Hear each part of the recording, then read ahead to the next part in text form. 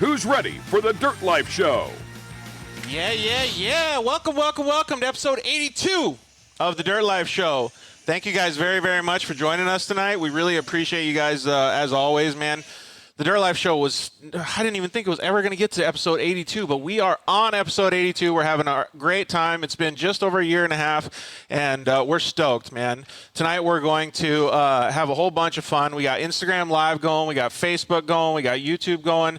It's going to be a really, really great show. We have some fun stuff that we're going to talk about. We're going to talk about how the side-by-side community is just so awesome. Everybody's giving back to each other, and, man, I cannot wait to get in deep after our commercial break with our featured guest to my left, none other than Chris Blais, the Dakar podium finisher on a, KTM 690? Actually, yeah, they were the LC4 engine. Dude. So, yeah, we were at 700 cc's. That's so crazy. He's a pro side-by-side racer now. He's a business owner, and he's just an all-around badass. We're going to get into his story, how he crashed on his motorcycle, how he's overcome all the adversity that he's had, and everything in between. He's got his buddy Jeremy sitting over here. Everybody calls him Jay. What's up, dude? Not a whole lot. How are you doing tonight? I'm doing good, yeah. Well, thanks for helping out, dude. He helped move this car in. I don't know if you guys can see it good on the TV. We'll do a couple different camera angles, but Chris has brought his Can-Am race car in. Dude, this thing is sweet, man. It's so cherry. Like, we want to make fun of him because it's just not dirty enough. And the show is called The Dirt Life, so what the heck, man? I keep my stuff nice, you know? You Yeah. got to be ready to race. Absolutely. So, well, thanks for bringing it down, dude. Yeah. All the way from Apple Valley, right? Yeah. So this thing is bitching, though. So whenever you guys get a chance, you guys should definitely go over to Chris's social media page. What is it again? It's really long. Blais Racing Services. Yeah, Blais Racing Services. And I think there's a couple underscores in between those words, too. So go check it out. If you haven't checked it out yet, you can always go to the Dirt Life Show page. And we linked in him in some stories and some posts, so you guys can go check it out from there. If you guys do get a little bit of noise in the background, it's because we are at IMG Motorsports headquarters in Lake Elsinore, California, and all these guys are loading in, finishing up work for the day, and man, they have so much stuff going on. So thank you to James and the whole crew over here, John and David and everybody over here at IMG Motorsports for letting us have this janky little show and hanging out with them. All right, man. I feel like I talk so much at the beginning of these shows. Anyway, so tonight's show, like I said, we have a lot of fun stuff that we're going to talk about. I always forget to say my name. My name is Georgie Hamill, or George Hamill. Everybody calls me Georgie. And we're going to talk mostly about Chris's story, but we're also going to talk about the side-by-side community and giving back. We got the guys from Dirt Exhibition that are going to be joining us on Instagram Live around 5:15. And those guys have a really cool project they're calling Project 144. That's it's really amazing. They're giving back to this kid named Connor. They bought a Polaris RZR. They're going to build it, and they're going to give it back to him. So I won't spoil the story. I'm going to let them tell it. But please pay attention to that. We're going to start at 5:15. And, man, I just can't wait. Like, whenever we get a moto guest in the studio, I'm always stoked because that's where I came from. That's where a lot of you guys came from. And, man, it's just really cool to see the transition in the side-by-side industry and the growth to be able to get all of these professionals that used to do something on two wheels now on four wheels. Yeah, absolutely. Is it a lot different doing it on four wheels than two for you? There's just a lot more work, that's for sure. Yeah, you know what's funny is we always talk about that. Jay can actually probably agree with this, but, like, usually, if you add two more wheels, it's double the amount of work. Not in side-by-sides. It's like 10 times the amount of work somehow. Yeah, it's probably at least 4 or 5 times for sure. It's just crazy how much it escalates, right? And it takes a whole crew instead of one person. Exactly. Well, back in the day when you had, I say back in the day like it was a long time ago, but when you had your dirt bike racing career, you had a whole team though still, right? So we had a whole team, but I pretty much did, besides the rally stuff, I built all my own race bikes. I planned all my own events and pretty much did everything. They just supplied me the bikes, money, and parts, and I handled the rest myself. I was one to learn all the aspects of racing and be able to do it on my own, which helped me especially when I got hurt. Yeah, I was gonna say, because it puts you in the real mix, like the total. You're encapsulated in every single aspect of it. Every aspect, I wanted to know as much about my sport as I could. So, Yeah. Everybody knows dirt bike racing isn't going to last forever when you're a professional. So you try to, it's like I'd like to move. I need to know how to manage the race, manage the team, manage the riders. And I just kind of took that part while I was racing, and it all worked out. It's really crazy to hear all those things, because almost every racer, I think, nowadays, in side-by-sides, if they're a beginner racer, they got to learn all this stuff. If they're an expert racer, they really have an easier time transitioning over into the side-by-sides when they know that stuff. Yeah, I mean, you have to know, and you have to be able to plan and work everything out. Just the cars take a lot more people and team, and then myself being in the wheelchair takes a few extra people to be around also. Yeah, 100%. I can definitely see how that could be a different, work ethic or work harder in itself. Yeah, so we do have some stuff in common with that being injured, but I want to get into your story big time. Let's just thank all of our sponsors before we get the Dirt Exhibition guys on the line here. So first and foremost, thank you everybody for watching. You guys are the ones that are our lifeblood. You guys are the ones that make this show tick. So I really appreciate all you guys, and you guys sliding into our DMs and messaging us during the week, telling us how much you appreciate the show. We've had some people that have actually contributed to the show, which was fantastic, man. I'm not going to say who it was, because then everybody's going to be asking for contributions. But thank you very much to the people. You know exactly who you are. You've definitely helped the Dirt Life show get bigger and grow. So we really appreciate it. You can always check us out on Facebook and YouTube live every single Monday night at 5 o'clock California time, Pacific time. What is it now? I think it's 3 hours for back east, so it's a 3-hour separation. But and you can always check us out or listen to us on the archives. I call them the archives because they're recorded audio shows on iTunes, Spotify, Google Play, Amazon, everywhere, pretty much every single place you can get consume your audio at. So check us out anytime you guys want. Thank you guys very much for really getting our iTunes numbers up. You guys have helped immensely. iTunes is just growing and growing and growing exponentially, so we really appreciate it. Thank you very much to everybody at KMC Wheels, man. They have been a huge supporter of the Dirt Life and our program. I even think they're a supporter of your program, too. Oh, yeah, for sure. They've been a big supporter. Yeah. Some awesome stuff. Who do you deal with over there? Some dude named Ryan? Yeah, some dude named Ryan. Ryan was actually over here a little earlier today dropping off a Honda Talon. I'm sure he gets tired of emails. Come on, where's some wheels at? Yeah. I'm tearing stuff up again. Hurry up, man. It's like, dude, I drive every week a lot, so. Do you guys do any a type of practicing? We've been testing since Parker every week, at least once, sometimes twice in a week. Really?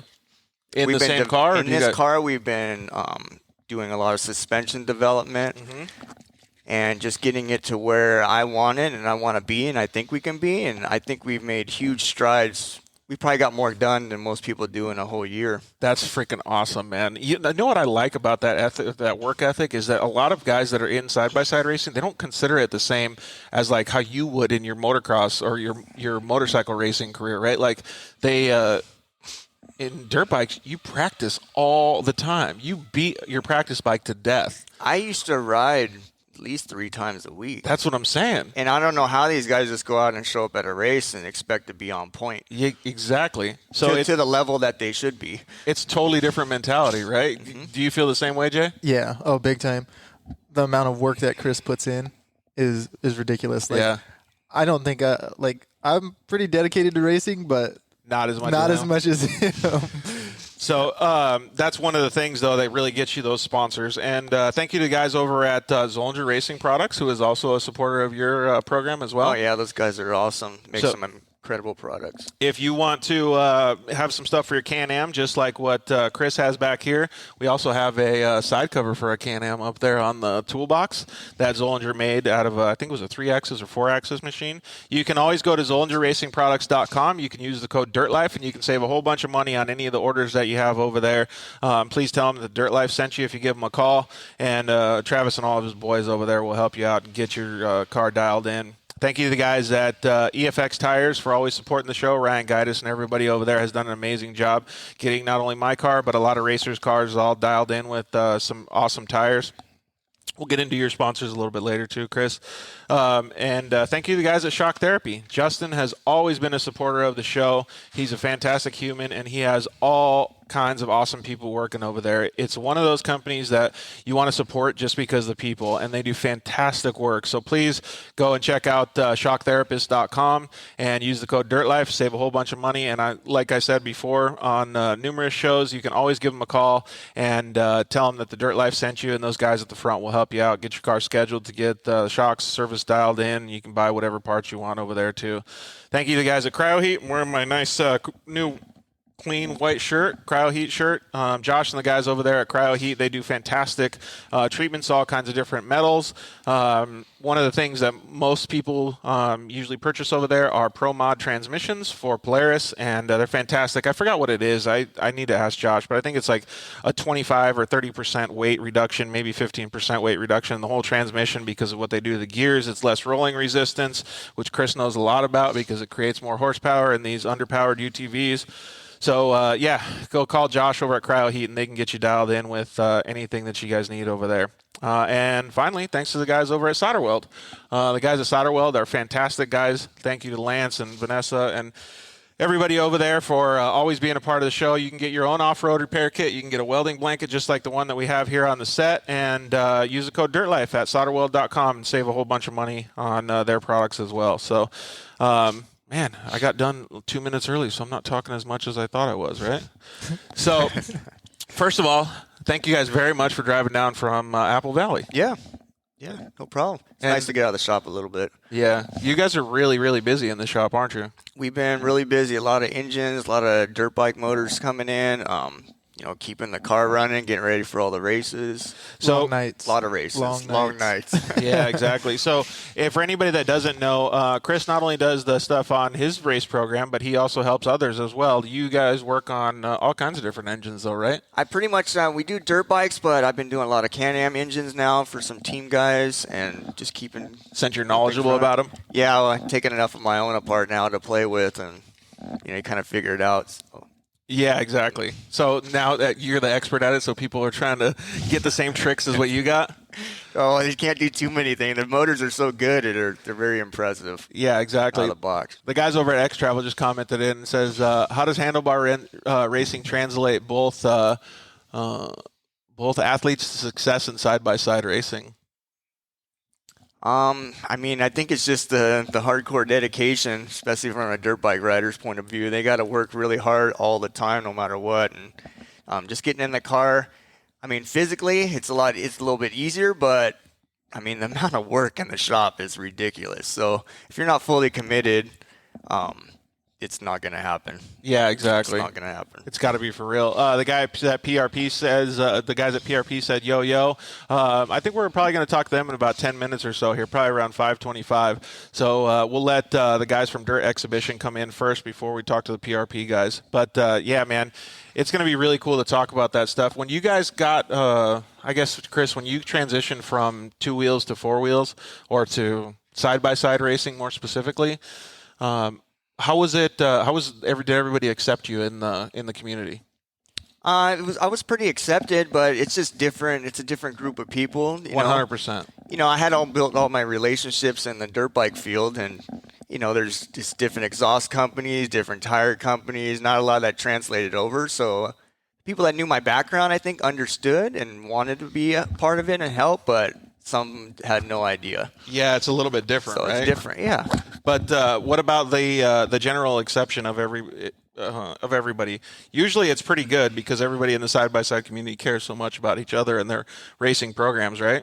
Oh, yeah. Everybody helps everybody. I don't mind. I'll tell anybody any secrets that we have. It's just I enjoy the competition. That's why I race. Yeah, the competition aspect of it is the best part, right? Yeah, that is the best part. So we're going to get the guys from Dirt Exhibition on here in just a second, and then we'll have understand their story that they're having with this Project 144. It's a super cool story, man. So let's get it going here.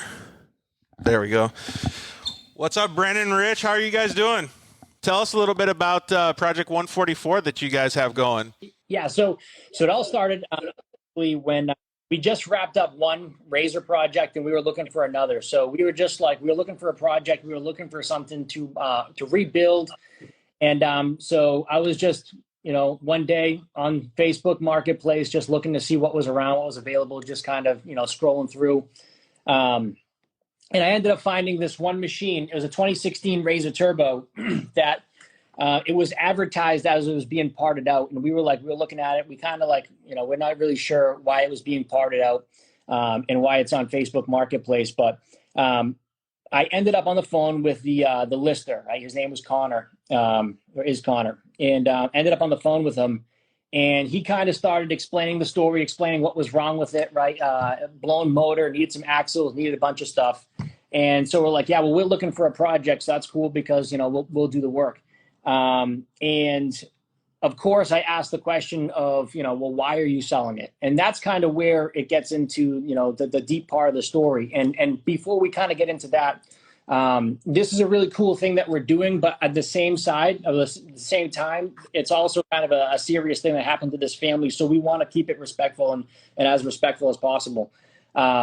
So he starts telling me the story about how his father bought the machine. It was supposed to be a project for the two of them, and they were supposed to rebuild it. And it was going to be one of those things where they ride together.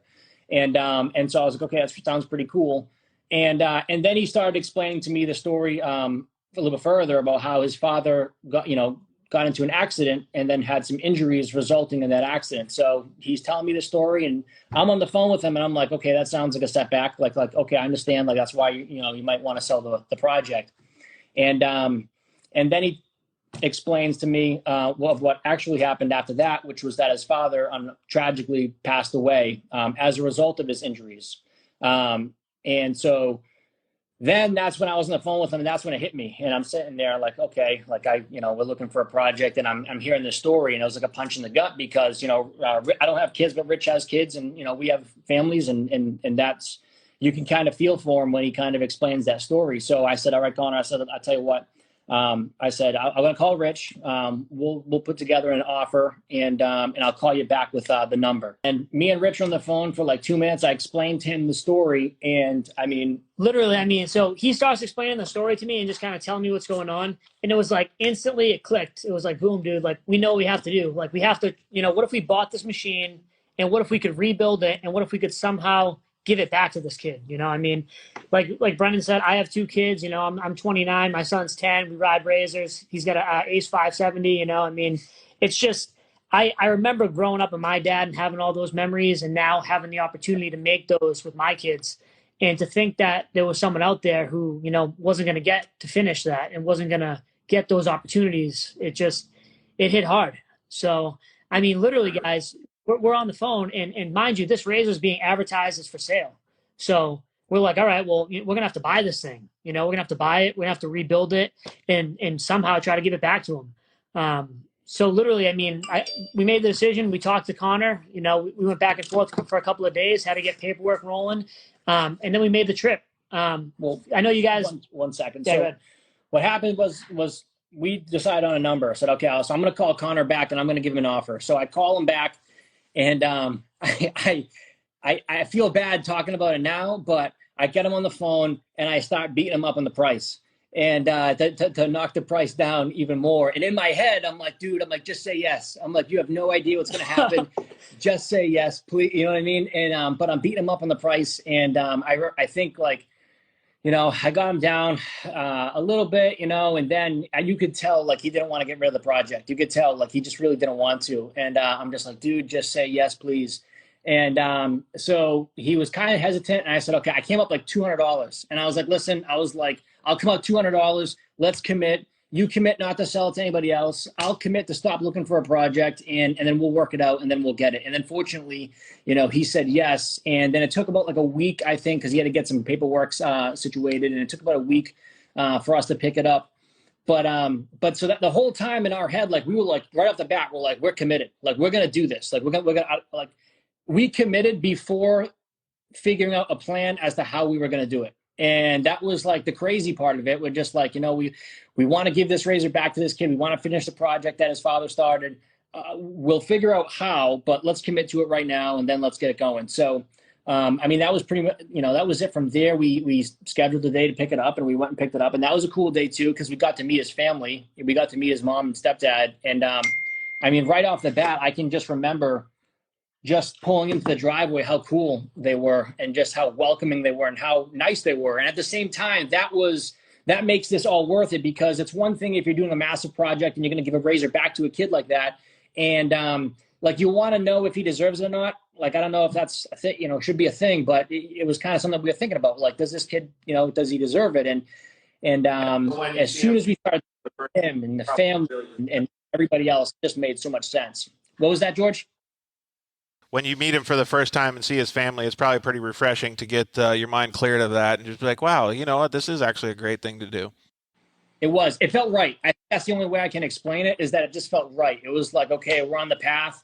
This is what we should, this is what we set out to do. It's falling into place. It's working. So it's like, cool, let's do this. And like I said, we talked about him, and we talked to him about the everything else, and we loaded it up on the trailer, and then and we have it. It's actually, I mean, it's actually. Oh, so you guys are actually going to be working on that right this second, huh? Yeah, so we actually got it stripped all the way down to the frame. We did that over the weekend. So we literally just have a pile of parts and frames sitting in the shop right now. Yeah, frames, the powder coat, and then we're going to completely rebuild it up from there. But it was. All of us sitting here in the studio, like we're used to that same type of work ethic, taking razors and Can-Ams and all kinds of different side-by-sides down to nuts and bolts, right? Pretty much. But the cool part about this one, though, is that he's doing it for somebody else. Like we do it for ourselves, right? But he's doing it for somebody else. Yeah, it's awesome.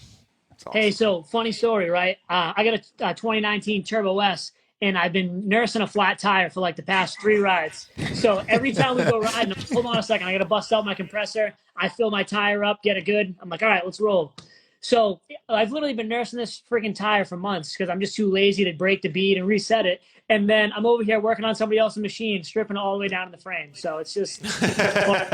That's what you get, dude. Karma. Yeah. What do they say? The best mechanic, his car always crazy, runs the worst. The best mechanic's car always runs the worst. That's a good one. I like that.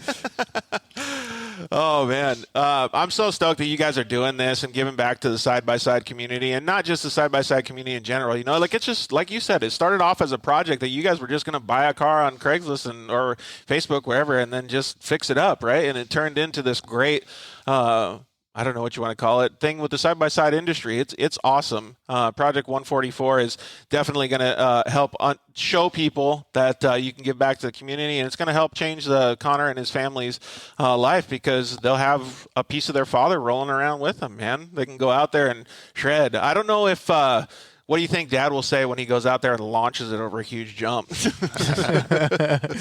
Hopefully he sends it, dude. That's what I'm hoping for. Big hope. I definitely hope that he does that as well.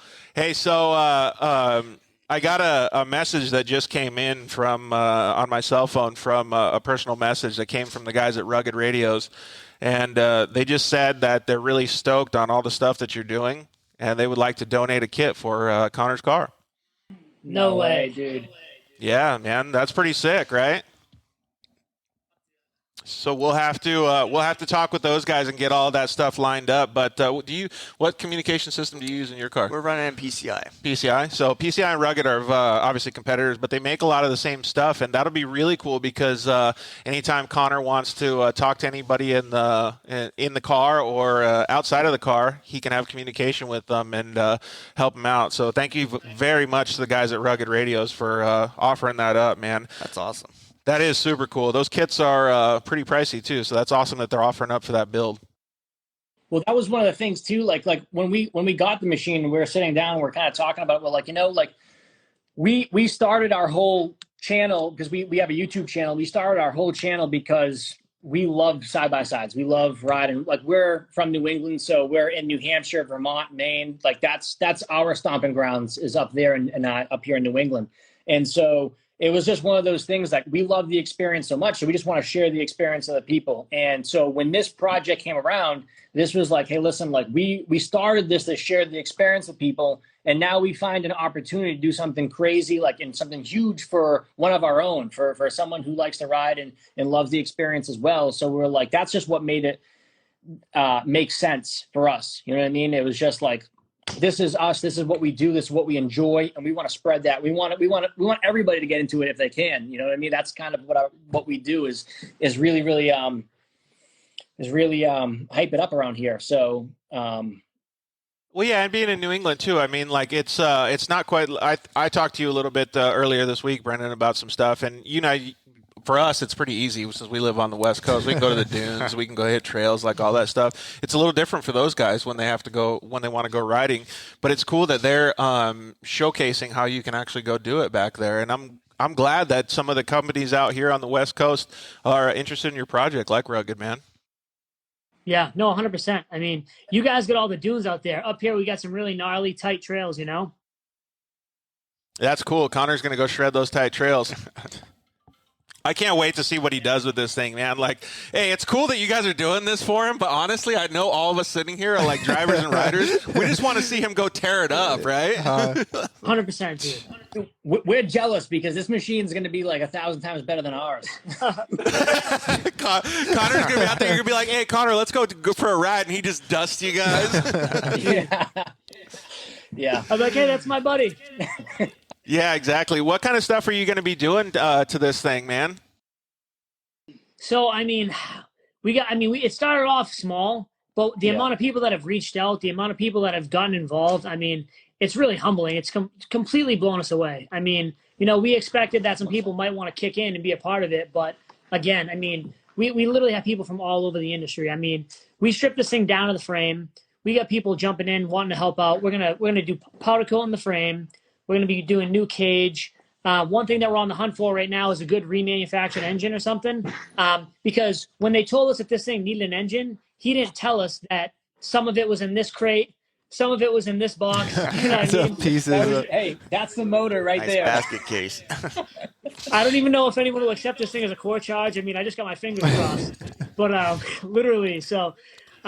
Dude, I'm getting a lot of messages here, and actually I just got a message from Justin at Shock Therapy, not to get too personal, but he was at the dentist and his lip is too numb to actually call in, but he said that he would really like to be a part of the project as well. What kind of suspension does that thing have on it? So right now it's running a set of the factory Polaris Walker Evans turbo shocks that come on some of the newer machines. Back in 2016, when these things came out, they had the big, remote reservoir Fox shocks on here. But this one came over to us with the Evans. So. A little bit more dialed in. Connor, I think somewhere, because I don't know who, but it's how we bought it. I think they switched out the shocks. I don't exactly. Well, that's cool. I know that Justin and his team over there at Shock Therapy work on everything. I know that they prefer Fox, but they're definitely a Walker Evans. They can dial those things in big time, get them serviced up, get them revalved and stuff like that. And so Justin just said that he'll take care of whatever you guys need to get those shocks dialed in for Connor, man. That's super, super cool that people are jumping on board for you guys. This kid's going to be so stoked. Dude, I know. Can you imagine, these guys are going to thought he lost it. Honestly, he's probably thinking he lost it. Connor's going to waste you guys out there, dude. I'm gonna get a 200 shot. I think that's what I'm gonna need. I know, right? Hey, but that's super cool. So thank you very much to Justin over at Shock Therapy for chiming in, watching the show, and letting these guys know that he's on board to help out with whatever you guys need. That's super, super cool, man. That's side-by-side industry. Every time this stuff happens, it amazes me. Yeah, everyone's always just so willing to help out, man. Like I said, this whole thing's just been incredible. The amount of people that have reached out. Connor's family that's reached out. I mean, we've gotten so many messages. It's unbelievable. We thank you guys. That's another thing too, because since we started doing this, we told Connor, just so you know too, like he has no idea what it's going to look like. So I think he's watching this right now. So he's going to know probably going to be some rugged radio stuff and some Shock Therapy stuff. Like, see, so now, Connor. Sorry. But there's a lot of other stuff that we're not showing him. So we're going to reveal it to him once the entire build is done. And the cool thing about this whole thing too is that like we've been getting tons of messages from his family's friends, his friends, his own family, like, and they're telling us about his father. They're telling us about their relationship, and it's just been really cool. Because again, kind of like what I said before, it just we're learning about who these people are, and the more that we talk to people, we're learning that these are great people. It just makes it Man, worth it really crazy to- hits you in the heart, dude. So many people from so Yeah. many walks of life. We all kind of share the same passion. It's moto. UTVs, side by sides. Yeah, the whole off-road community, it's like a family. It's crazy. Yeah, it's super cool, man. Just the stuff that's happening right now for Connor. That just shows how good of a community side-by-side racing is. And that's why I wanted to start it off by asking Chris, how he was accepted into side-by-side racing. He's probably not accepted quite as good now since he already beats all the dudes out there. But, hey, it's all right. So, I'm super stoked to see what happens. I know you don't want to give too much away because Connor's probably watching right now. Hi, Connor. I hope you and your family are having an awesome week, man. We hope you enjoy the side-by-side and the Project 144 when it gets back to you, bud. That's super cool that this project is taking place. Yeah, and we also talked about it once before too, George. Something that was actually pretty cool with this whole project that we've kind of been working with in terms of the channel and whatnot. There's been a lot of coincidences that have kind of been happening, and one of them being is that this project was advertised as the 2016 turbo with a blown motor, and Rich had a 2016 turbo, the same exact graphics, almost same color, almost the same machine, and you actually had to do a ton of motor work to it. So it was kind of like that. It was weird because it was like we have an opportunity now to do something really good for this kid, and it's something that we've already done with the same exact machine. So it was like that's it, man. That's the sign, Yeah, that's super cool, man. And we had it sounds like it's Skeeter65 said Connor's dad is my brother. I can't thank you, everyone that is involved in this project enough. This means so much to our family. Chris is drinking a Twisted Tea right now, laughing at all of us. So it sounds like Twisted Tea was his drink of choice, I guess, huh? Or a tall boy, because a tall boy is too. Tall boys, that's what he's into? No, that's kind of an inside thing with us and our group here is two at a time, Twisted Teas. Yeah. So... we're glad, though. That's funny, man. Are those Twisted Teas any good? You guys drink or anything? No. I heard they hit hard, though. Do they? It's Papa They Rich. put you in the dirt? Papa Rich is on the channel. Papa Rich. You gotta go back in the archives. But huge shout out to Twisted Tea. They haven't sent me any tea yet, but if they want to, the originals are just fine. The Twisted Teas. It sounds like he's actually going to be pretty pumped when he sees Connor send this thing through the air or flying through a berm or something. Would you guys have pretty sweet trails out there in New England? Yeah, we got a lot up here. We actually had Camp Razor up here a couple years ago up in New Hampshire. So that's probably like a 3-hour ride for us. Oh, so it was pretty big or what? Yeah, up here we have the Ride the Wild trail system in New Hampshire. It's over 1,000 miles of all interconnected trails. There's a couple of towns up here, too, that allow you to operate your side-by-side on the road as long as you have an off-road registration, which to you guys might not seem like a big deal. But, if you know anything about Massachusetts, this side of the country, man, it leans one way, and it usually doesn't lean towards fun. You know what I mean? So you know what California's like. He sees on Instagram what California is like. Yeah.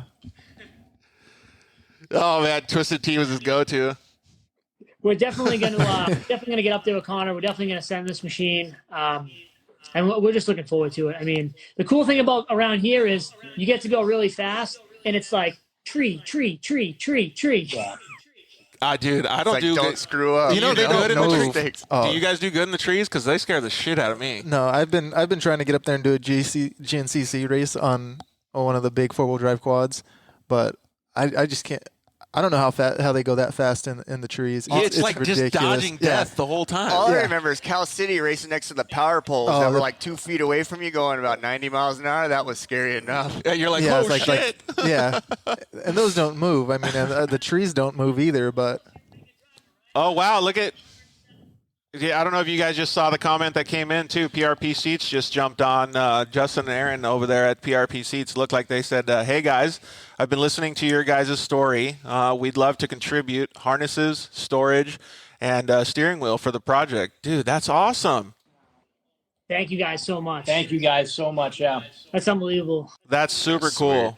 Man, dude, he's getting dialed in. Like, I'm kind of jealous of Connor already, dude. It's all good, right? That's super, super cool, though, man. Get him back in action. Thank you to the guys at PRP Seats for doing that. That is awesome that they're able to contribute. PRP is the way to go, man. That's the only way to go. So that's awesome. Thank you. I'm glad those guys jumped on. Hey, and just a little promotion for me. We just did a tour over there at PRP Seats. Aaron let us come in and do like a whole shop tour. It's badass. So if you guys haven't seen it, go check it out either on Facebook or YouTube. I watched it. Awesome. I jumped on. It was one of the videos I found. Oh, okay, cool. Yeah. Much love from the guys at PRP Seats. So keep up the good work, Brendan and Rich. You guys are doing awesome. Thanks, man. We really appreciate it. We really appreciate you taking the time to have us on. I mean, this just shows how big the side-by-side community really is. Hey, I'll tell you one thing that really gets to me, man. We're not a big show. We just have fun talking off-road stuff with these awesome guests. But I have people always ask me, dude, I want to come on your show. I'm the best ever, right? And I'm just like, come on, man. Like, give me a break. Like, and then when you guys came on, you're like, hey, you know what? We're doing this awesome project. We're giving back. We're showing what the side-by-side community is all about. That's a completely different way to be accepted into something like this. So I really appreciate you guys coming at us with something positive and sending a good message. So this is really, really cool to see. And it's awesome. I mean, 3 people just jumped on board, PRP, Rugged, and Shock Therapy. You guys are obviously on the right track. That's unbelievable. Like I said, we're just so thankful, man. We really appreciate it. We appreciate all those guys. I mean, those are all guys that we deal with all the time, for our own cars. I mean, we're always buying Shock Therapy, PRP, Rugged radios. I haven't got a Rugged radio yet, but let me tell you something. When you hang up, I got to get one now. That way I can talk to my buddy. yeah. You can. Hey, Connor, slow down a little bit. You're way too far ahead of us, bro. Slingshot engage. Well, thank you guys. So what's the next steps on the project before we hang up? So I think the big thing now we're going through is we're placing our parts order. Oh, real quick, the guys at PRP said please message them afterwards. We will. Yeah, thank you guys. We appreciate so much. it. So, and it's convenient that they're jumping on now because, again, we're kind of in the stages where we're buying a lot of the stuff. We're going through our parts list. We're going through our budget. We're trying to see where we're going to go, what we're going to buy, start getting the stuff ordered. Like Brendan mentioned, the machine's stripped down to the frame. We're going to have the custom cage built off the frame right now, and then all that stuff's going to go to powder coat. And then, I mean, the sky's the limit from here. Dude, they're doing it up. Yeah. Doing full. Like a full build, right? Yeah. Dude, that's rad, man. Yeah. Mad We'd love props to to you guys. That's It's awesome. going to be so freaking sick. But again, I know Connor's watching, so. Just wait, you got to put that wiring back in. Yeah. Connor, dude, don't pretend like you didn't watch this. It's going to come back. It's going to be all janky. Don't have any expectations, dude. Like, that is super cool, man. I'm really stoked to see this project. Do you guys have a project deadline, or are you guys just going to kind of see where it goes? So the biggest thing that we're going to deal with right now is lead times, I mean, some of the stuff that we've ordered, people have helped us out with it. I hate to interrupt again, but the guys over at Desert Squadron, they do you know the guys over at Desert Squadron, John Lewis?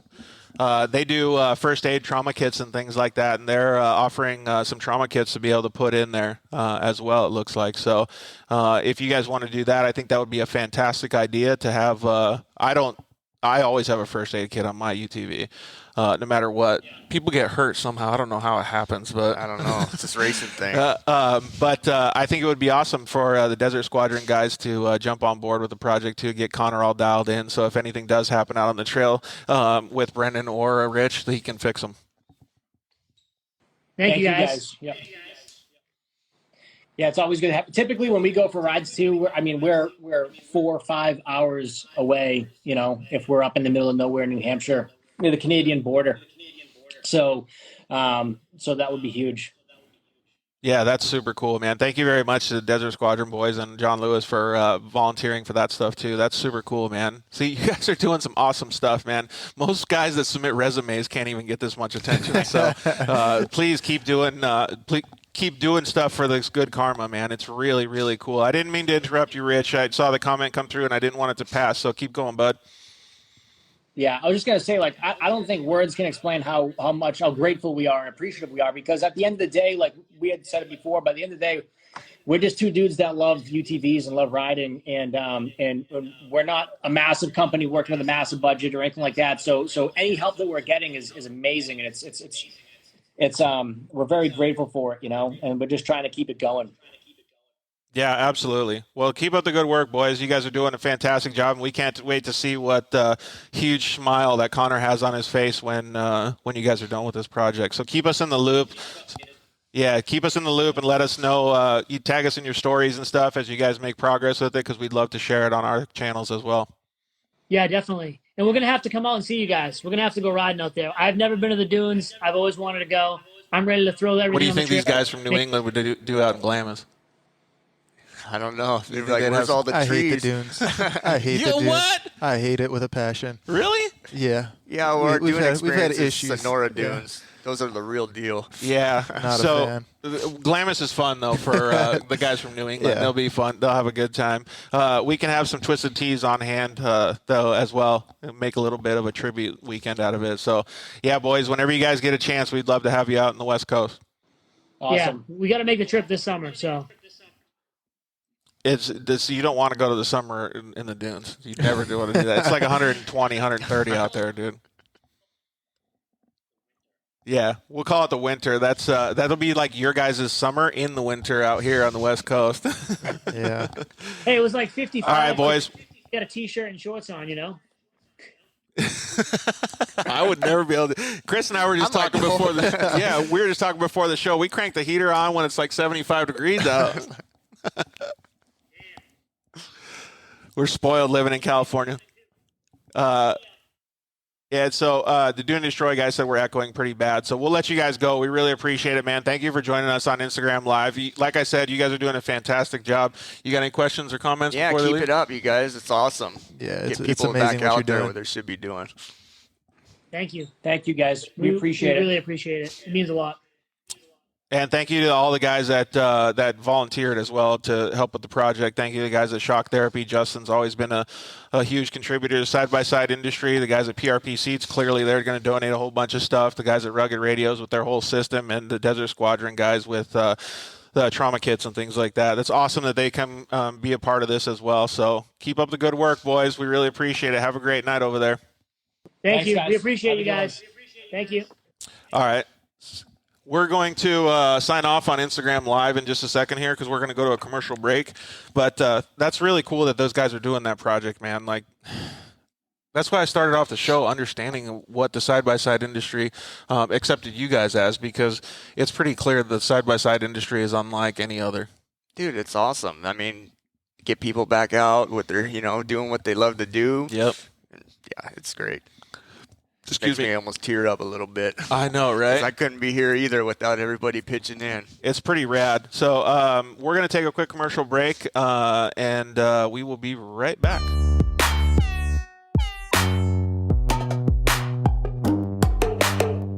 Hello, I'm Justin, the founder of Shock Therapy.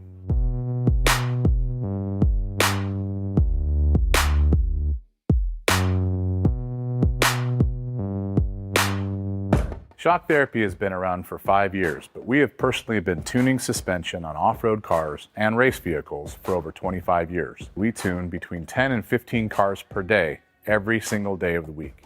Our concentration is tuning shock systems and supplying components that improve the ride quality of your car in many ways. Not only do we work on the average UTV, but we also tune suspension for race teams and professional drivers.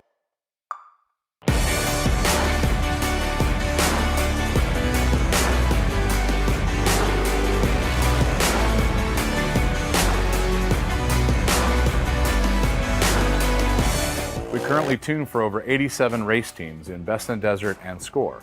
Our clients and race teams rely on our suspension components to allow them to win races and keep them safe. Suspension is a moving target. We are always trying to hit that target with every customer that we work with. Each customer's needs can be different, and we tune our kits accordingly.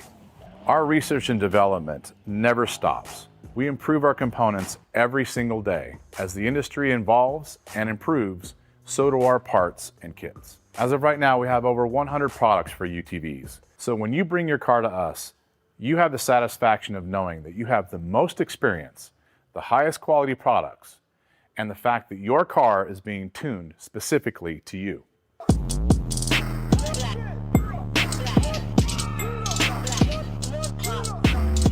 Zollinger Racing builds the best aftermarket products available. products for your UTV or snowmobile, including billet radius rods, billet tie rods, billet steering knuckles, billet steering racks, alternator kits, and much more. All manufactured in the United States in-house at their headquarters in Nibley, Utah. Travis Zollinger and his team test in some of the most brutal conditions, racing in places like the Best in the Desert Mint 400, Ultra 4 King of the Hammers, UTV World Championships, and many more. Visit ZollingerRacingProducts.com and use the code DIRTLIFE to get 10% off your next purchase, and join us on social media at Zollinger Racing Products to see our products in action.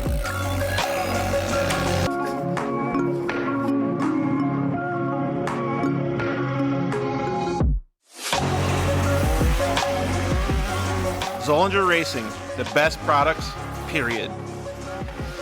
Finally, we got Lance from Solderweld in the studio. Thanks for coming down, bud. Hey, why don't we just record a commercial now? Yeah, why not? So good to be here, man. It's been a lot. I'm trying to get down here forever, and I wanted to talk about the off-road kit. Dude, I love those things. I got it in my pack. Yeah, we're running hundreds of vehicles now running them, whether it's a UTV or some guy's got it in a backpack on his motocross. He's got everything he needs to make a fix right there on the fly, out on the trail, or in the desert, whatever it is. Well, since I've already used one, I kind of know what to use it for, but explain what it does. All right, so let's pull one out real quick. You've got your aluminum rods. Remember, they're rods, right? So, light torch, small torch. You can throw it in there or throw it on the rig with your flux. It decontaminates and cleans like, let's say, a radiator. You get a random rock chip runs through as you're racing. You get a rock chip in a radiator. You got to fix it right there or you're out of the race. You can patch it up. You can patch it up. It's all good to go. Yep, just like welding.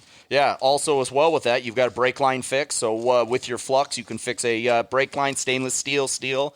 And then your hot block, heat absorption putty. So it keeps you from getting burned, number one, as well as keeps the heat from traveling. So it's really nice. I've used this not even to fix anything, so that stuff works so good, man. Listen, it's easy. It straps in nicely so that you have everything you need in one little place, and you don't have to carry a big bag in it's the like a first truck. aid kit for your vehicle. Yeah, chase trucks have it as well, so that if they need to make a fix on the fly, they can get it done and get it done quick and get you back in the race. Dude, those things are so cool. All right, so it's at Solderweld on Instagram, Facebook, and solderweld.com.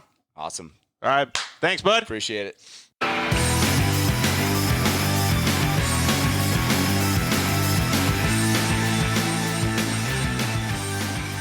Yeah, man, we are back. Episode 82 of the Dirt Life Show with our featured guest, Chris Blais.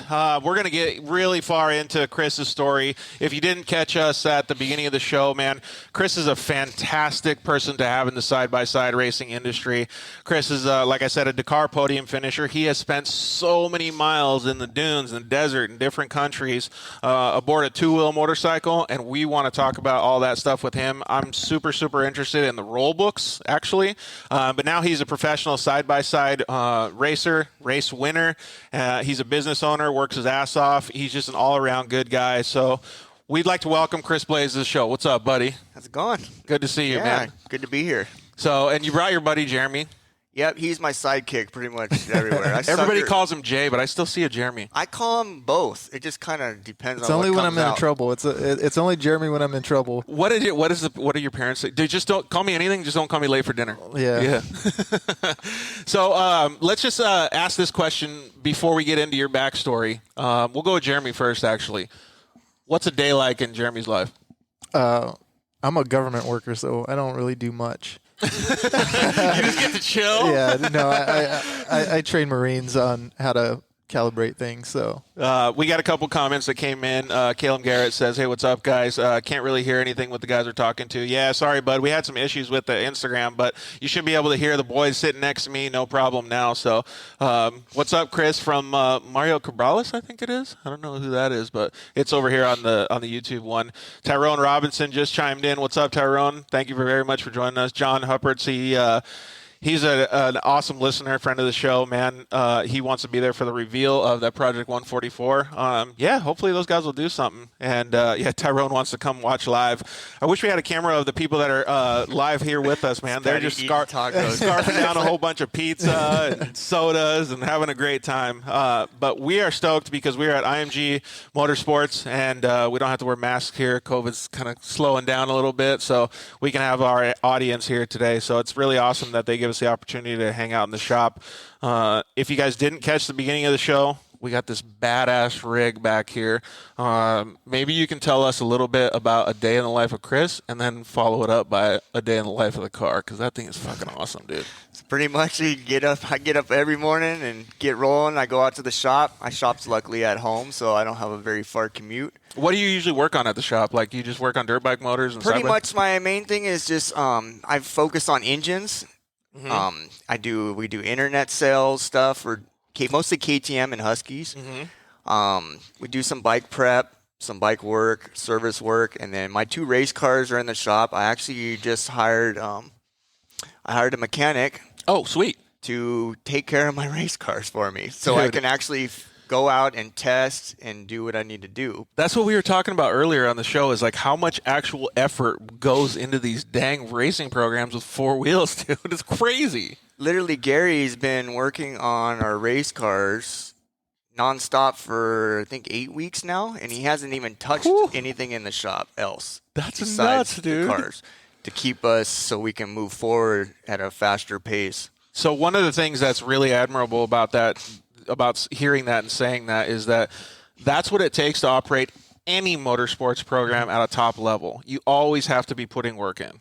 Always. And it's all day. I mean, I get up and I don't go in until it's dark. And you don't Every fall day. asleep unless you're thinking about it. And you fall asleep and you think about, what am I going to do tomorrow? Or how am I going to make this better? Or what's next? When are we going out testing? Yeah, I get a message at 10 o'clock at night, and I'm like, I don't even see it until the next morning. I'm like, Chris was still up. I'm still thinking about what we're gonna change next, you know? Yeah, exactly. Oh, is that the comment that you guys were talking about? Rusty Demon said, "Is Patty eating tacos?" I know, yeah. So Patty is Chris's wife, for those that you that don't know. But I was still amazed when I saw you guys unload this car today. It looks so cherry. And you said it's already been through 1 race? It's been through a race, and we have, it says, over 800 miles on this car right now. It looks like you nerfed somebody. I don't know if people can see it on the camera, but there's a couple dents in the front bumper, so that's gotten used. Yeah, that got used a little bit. We got a new bumper on the way. Parker. Yeah. I saw you guys zooming through not zooming through the pits, but zooming down the wash and coming through the pits and stuff. One of the things that I like most about your car is that it's got a little bit of red in it that really stands out. Yeah, we had to change it up a little bit. Can-Am wanted us to run the yellow and black colors, so Has a big ARD on the sides. Yeah. It looks pretty cool, man. Mitchell also did a hell of a job building this car. Yeah, give us a little bit of details on the car. So it started out as a X3. Well, it's pretty much an X3 drivetrain. Oh, okay. There's not a whole lot left of it. It's a full chromoly tube chassis race car that he's building. Really? Yeah. From the ground up, full huh? aim system, harness, everything in the car is just... Yeah, the amount of technology that's in this car is ridiculous. Detail it a little bit more. So, when you're talking about it, you know what you're saying, but a lot of our audience doesn't know a lot of that. So the AIM data system AIM data system, we're basically logging data of the entire car. We're running CV temps. We know front diff temps. We know rear differential, transmission, oil temps. We know everything. There's sensors on everything. That's awesome. To monitor it in real time, and then we can go back and supply data for Can-Am. And if we have an issue, we can go back and figure out where it happened and what was going on at that time. Is it pretty easy, Jay, to see all that stuff in the car when you're... Yeah, on the screen on the AIM system that you could run it in different modes. So you could read a lot of different things. During the race, we only have a few things up, like CV temps and water temp, belt temp. Is it weird for you guys to talk sitting in this position where he's on the left and you're on the right?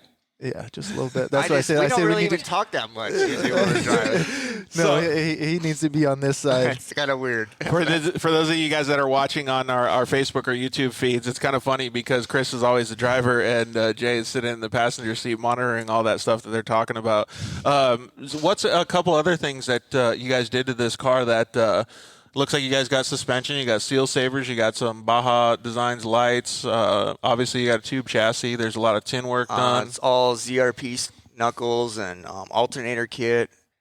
KMC wheels. We've been running the Kenda tires. Have been amazing. iBox springs.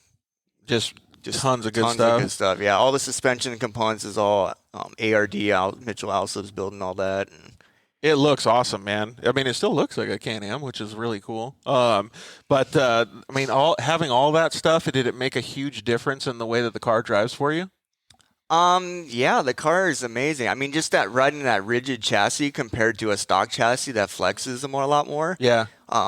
You know, we actually spent more time on the suspension for this car because you don't have that chassis flex coming into play. Oh. So you have a more rigid feel, and I like a soft plush car that I don't have to fight.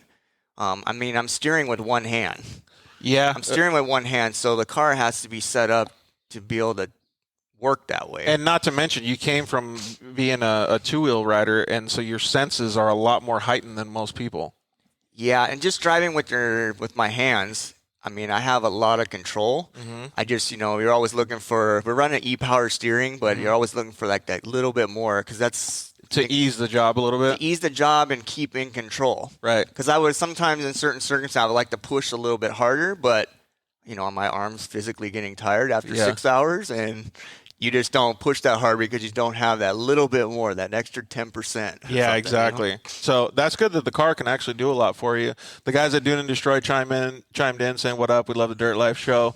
Thanks, boys. We really appreciate it." And yeah, he said the sound is good on YouTube. So thank goodness. I'm glad that we're getting a little bit better over here at the Dirt Life show. So knowing that you guys have your car set up, you guys are putting more effort into the racing program. I want to talk about like what your plans are for the rest of the year, but let's Tarantino it and go all the way back until like, I don't know. Have you known Chris, Jay, since he was young, or like when did you guys meet? I think, yeah, I was Patty's friend first. Oh, you're Patty's friend first, right? Is everybody And Patty's it's friend From first, the, Chris? from Is the that how it quad, works? they meet her first, and then I quad work guys. myself in. Yeah. You can be a friend Then afterwards. I steal the friends afterwards, you know? Yeah. Oh, that's funny. But I think it's been, but I don't even know. Sadie, They can't hear Patty talk, so it was during racing quads. 12 or 14 years, because That's a pretty long time, man. She's 14. My daughter's 14 now, so I've known them for a while. Yeah, so before Chris got hurt. Yeah, just slightly. Like right when? Yeah. It was close because I was just getting into Let's the go quad back. series. Let's go back even further then. So what got you even into dirt sports? Like, was it living up there in the high desert?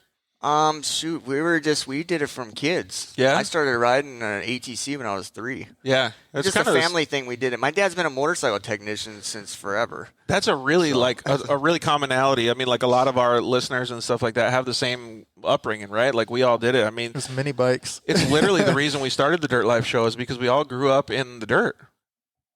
Like, Yeah, I mean, that's what we did. yeah. We went camping usually once a month, and my dad usually raced some enduros, and we just, did laps around camp all day. It never stopped. Never stopped. You only stopped when mom and dad said you have to get a My drink or dad's fill just up. like, man, I got to buy another tire for your bike, We got to see some old video at Chris's birthday party. It was hilarious. What was it? There was old video of them riding back then. Freaking Riding me, three-wheelers? me and my brother Dirt bikes. burning laps on the dirt bikes. Like, so what? Do you remember what the dirt bikes were? CR80 and the CR65 or something like I that. had an ATC 70 and then an MR50. Well, I want to know When what I was these 5. videos were. Oh man, my dad busted those out. That was Yeah. old school right there. Nice. Yeah, it was cool. Were they pretty sweet? What was he doing in the videos? I think he might have fell over once. Oh! Yeah, it was We goofing around. just goons. goon style, yeah. Oh, that's funny, man. I would love to see those videos. Yeah, it was hilarious. We'll have to talk to your social media coordinator, Patty, and know, see if yeah. she can Post them dig on- those She's up. like, Yeah, she's like my manager, so she handles it all. yeah, exactly. Have Dad play those videos again, and she can just record it with her phone. Sometimes and you post look it. like, oh my gosh, like that's what I did. That was He's me. like, that's what I did. He was like, I really look like that. See, that's where you had to start, though, right? Yeah. And then it turns into, look what it turned into. Yeah, You know, absolutely. That was the seed right there that was planted. Well, and it turns into, like, we're going to get into how awesome he was at being a dirt bike racer and stuff. But before that, even, like, it really turns, how do I say this? It really sets the bar or sets the baseline for your life, right?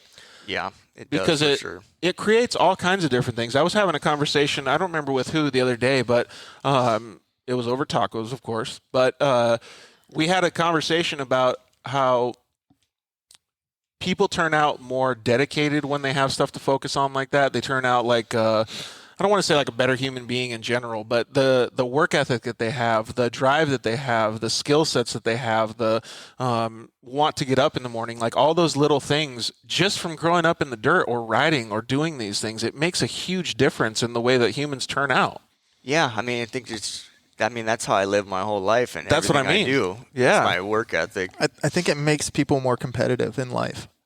That's a really good point. Is what it is. I think it is. It makes them want to excel in their own life. Yeah. Like with anything you do. With anything, yeah. With anything. You always want to be racing. better than someone else's. Just want to, you want to be the best. And I think that's what it is. Bar, yeah. Right? Yeah.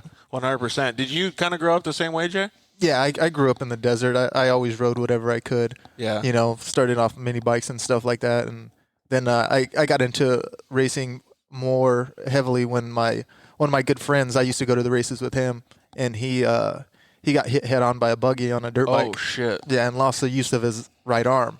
So I bought his stuff after. Yeah. And then that's what started me racing. That was the catalyst for you. Yeah, and from then I did both dirt bike and quad, and then I mainly focused on quad, and I was just better at quads. Yeah, but I mean, and Chris stuck to two wheels, obviously. Rusty is commenting in too. Rusty used to race Desert as well. I don't know if you're familiar with who he is, but yeah. So Rusty's good people, and his daughter Brooke, obviously, wife Kelly. But he said you learn to be self-reliant. And that's a huge thing, and we're going to actually talk about that a little bit when we talk about going on some of the rallies and stuff like that, because that's a really key attribute to being able to win those races and stuff. The guys from Dune and Destroy commented in and said X-Travel has a cutting-edge front end that's basically eliminating bump steer. Maybe that would be something that could help Chris. I don't know if you've checked it out yet. That's my buddy. Yeah, I did some testing with him. I've raced with James Woodford and in Mexico and stuff on one. How is that front end? Because I wanted to know about it too. From on the UTVs, he said it's awesome. Really? I haven't got the chance to drive. You've done it on quads? I've done it on quads. Yeah, I've raced his new prototype setup that he came out with just recently. Oh, right on. And it's amazing. I want to see that X-Travel stuff one of these days. Yeah, it was amazing. So, and I was talking to Chris about it. I'm like, hey, he was out and he was like, I really want to do something with you, like with Chris. Because he is driving with one hand. So I'm like, dude, that 10% that he doesn't get fatigued, if that helps Chris out, it's like that's. I mean, I'm always looking for something. I don't want to go any faster. Level. Yeah, I don't want to go that much faster, but we are. He does. Like yes, but when he sees me over there and I start gripping the seat, and I'm like, it's all good. I mean, we're going fast. I actually have a really good question for Chris about this. We have some comments coming in and stuff. I'm going to try to keep up with as many things as possible here, but. So when I first started side-by-side racing, I came from motocross and supercross. And when I first started side-by-side racing, it was probably, I don't know, let's just say 10 or 12 years after I got hurt. So it was a while, right? But my first race, I mean, you're going into corners in short course at 70 miles an hour, whatever it is, right? You're going down straight, you're wide open. But I swear to God, I felt like I could eat a sandwich. I felt because my brain was going so much slower than what I was used to on two wheels. Is that kind of how you felt? Yeah, I mean, because I got going like a year after I got hurt, a year and a half. I bought a 800 Razor. I was in an 800. I had to do something. I was going nuts. I was driving my wife insane. So we got a Razor 800, and we started from that. And I did that for, I don't know, 3 or 4 years pretty heavily in the works races and that, and then just got out of it. Just ran out of money. How did it feel as far as like your processing mechanism in your head and the way that you were working the car and stuff? Did you feel like, man, this is way slower than what I'm used to in motorcycles? I mean, an 800 Razor was like, riding at 80. Yeah, it was like, it's like, come on, is that all? Is that all this thing's gonna do? Yeah.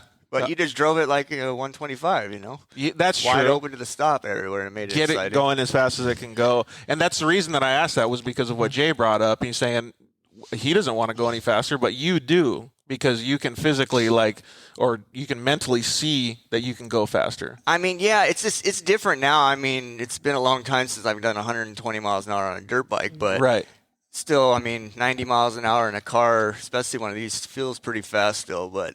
Yeah. You know, you're always looking for more. Come on. Yeah. You got to test yourself, right? Exactly. Well, I mean, just the fact that you're going 90 miles an hour in a UTV is phenomenal anyways, right? Jacob Delzer commented in and said, what goals, if any, do you have set for yourself to accomplish inside or outside of racing? Well, I mean, I've How about we separate it into two questions and then give us a racing goal and then give us a, I don't know, business or life goal? Well, for racing, I would like to be one sooner or later the best again. One of the best. At least one of the best. Win a Best in the Desert championship? Is that what you're thinking? I'm looking, for Best in Desert. I'm going for another DP4 championship. We're going to run Pro Turbo and Legacy. Nice. We're going to race the Mint. We're going to race UTV World Championship. You're doing it up. I'm going all out this year because See, there's a lot of naysayers that, just don't give us the credit, and I think we're just going to go out there and earn it. Well, I think they should give you a lot more credit, and we're going to go into the reasons why. But what were you going to say, Jay? They don't get to hear what this guy says when we're racing. Like one race we were out there, he's like, I didn't come at her to lose. And then it's like full to the stop, and I'm like, you're just like, shit, I'm going to die today. That's it. Like let's go. We had some issues. Like, I didn't come here to lose or get second today, so let's go. Yeah, it turns into an animal sometimes. There's only a few times that I've had to all right, you're going to have to check up. Like, yeah, like, bro, let up. But then there's times that we're in the dust, and I'm like, just keep going. He was like, I'm like, I raced quads so forever, so I'm used to the dust. But these things make some dust. I always wonder, like, how does, like, certain people can see through the dust. Are you good at seeing through the dust? I'm okay. Jay's better than me, but I think he's just telling me to send it because he ain't paying for it or something.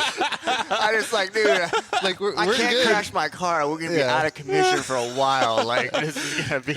I know what next week has on the schedule. We can't fit this car in there. I mean, That's what it's different if you're driving it like a rental of someone else's car. Like, hey, let's go, right? As I said, I couldn't imagine if he didn't have to pay for one of these cars. I don't know what. I don't know, man, because the way that side-by-side racing works, and I've had this discussion with so many people, it's getting to be a little bit better now. Actually, let me wait because my subject is kind of long-winded. But Kimberly Lynch said, "Would you like to do Dakar in a UTV or Dakar?" I would. That would be really tough. Mm-hmm. But I mean, if the ride was there, I'm not going to turn down a ride. Yeah, exactly. If there was an opportunity to do anything. Yeah. It would be a little bit more of a. It's just of a project for you. Well, to be able I've to do already it, right? been there and know what it was just to do it as a normal, perfectly healthy person, and to do it in a wheelchair and the amount of support it would take. We would make to it be happen. out there. We would make it. I know happen, my crew always makes it happen. Anybody who did, but that would be tough. You know what would be pretty cool, though, is to see you succeed in doing something like that. I'd be on board to help out if I could be a part of something like that. So, Kimberly, I think the answer is yes, but we'll have to put a little bit of effort into it, right?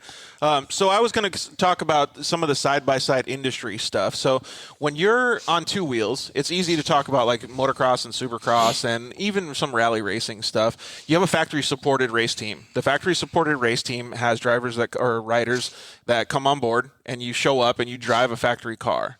In off-road or side-by-side racing in particular, you get sponsored by a manufacturer. You get a certain budget, or you get certain cars or parts or discounts or whatever it is, and you're on your own.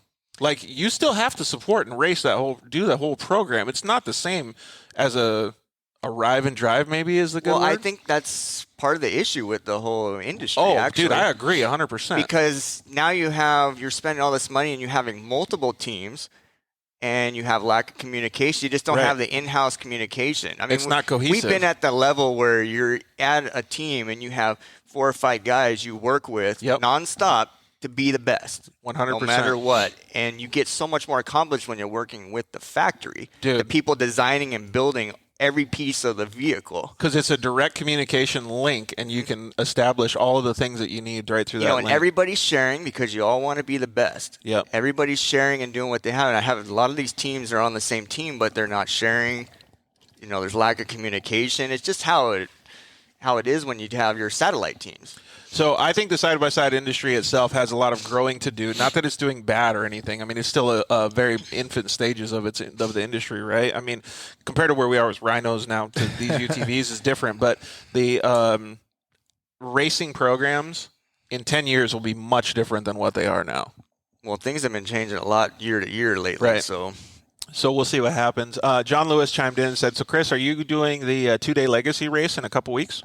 yes, we will be doing Silver State and then re-prepping the car to go to the Legacy race. Whew, man, that's some serious prep going to happen, dude. We're already got half of it done, the components ready to Oh, go really? on the car and be ready to rock. The amount of work that it takes to operate a desert program, you got to be pretty stoked on all your guys that are helping out. Yeah, we spend a good 80 to 100 hours per race of labor. Oh, I can only imagine, man. Just clean without tearing stuff up. Yeah, exactly.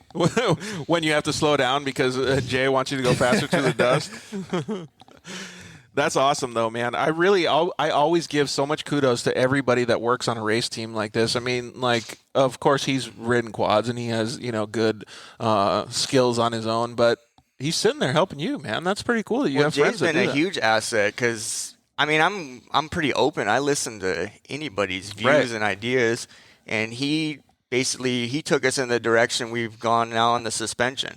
I was actually going a little bit of the wrong way on a few things until we figured it out, and then we tried some stuff just based off of Jay's ideas, and then all of a sudden, because where he comes on from four wheels, we're back going the other direction. Yeah. Wow, and it helped, huh? We've been making progress by the week, dude. It's unreal what this car will do now. Yeah, I can do stuff that basically we were going half to 3/4 throttle. Now you can hold it to the stop and just like, we need some more power now. I hate to throw Mitchell out, but after the ride that he got this last weekend, he actually was like tearing up in the car because scared. Or he's stoked. He with stoked emotion. How much it's he's just like worked. Yeah, he's dude, like with what we've everything done and the progress we made in a few months. Yeah, that's exactly what I'm talking about. Is how vested everybody is in the program and how much the industry cares about each other. Yeah. Well, like Mitchell, basically, he built this car for us for materials. So he put all of his labor and heart and soul into this build for us to get me out there. And then me and Jay have been working on the development. So that's a badass. So it's easier dude. for Mitchell just to come out. He can come out and race and have cool he's stuff. He's one of the hardest. Mitchell, you're awesome, guys. bro. One of the hardest working. He's younger than me. Yeah, I'm 30 something. I'm 34 or something. But he's way younger than me, and I mean nonstop. This dude like sleeps 6 hours a night, and the rest is he's working and every weekend. Yeah, that's cool. I mean, man. Hustle. You don't find many young guys that do that anymore. They're willing to do that. Yeah, they see the clock at 4:59. They're like, "Peace, bro." Yeah, I know. I hate that, man. I can't stand that when people are like, and there's like a pile of work to be done, right? Yeah, it's like you don't go home until your work's done. And that's the exact thing I was talking about the dirt life. Is like there's so many dudes that I grew up with that we didn't have paved roads where I grew up. Nothing. Like you don't go to sleep until the job's done. Like, you know what I mean? Like you grew up, you take out the trash when you wake up in the morning, you take it out the next morning. Like everything is like, I mean, it's like a almost not militant, but it's like you are structured. You have a work ethic, right? Like that is so cool that you're surrounding yourself with guys that are just like-minded. I mean, I'm so passionate about what I do. It's nice to find other people that are that passionate. Because, I mean, I was used to working on the highest level with people that were there to be the best always. So you want to surround yourself with that, but that doesn't really exist that much in the normal there he is. real He world. commented in, so thank you guys. Yeah, that's super cool. Well, let's talk about all that stuff then. So, you grew up. Obviously, you had funny videos of you young, ripping around that your dad recorded or whatever. But eventually, that turned into being a professional dirt bike rider, right? Like a racer. Well, yeah. The crazy thing is I didn't know what I wanted to do. Did it kind of go up into motocross and then it started getting in the desert, or what? I never even raced motocross. I didn't even. I got a job at where my dad works at their dealership at Mid-Cities Honda. I got a job there at 15 and a half years old in the parts department. And I'm like, oh God, I'm going to be, I'm working here. It's great. I'm kicking ass. And then my dad told me, don't get stuck here like me. He told you He's that, like, don't get stuck here like me. And then so one of his buddies, Ray Conway, had best come words in. of advice for the rest of your life. Don't get stuck here.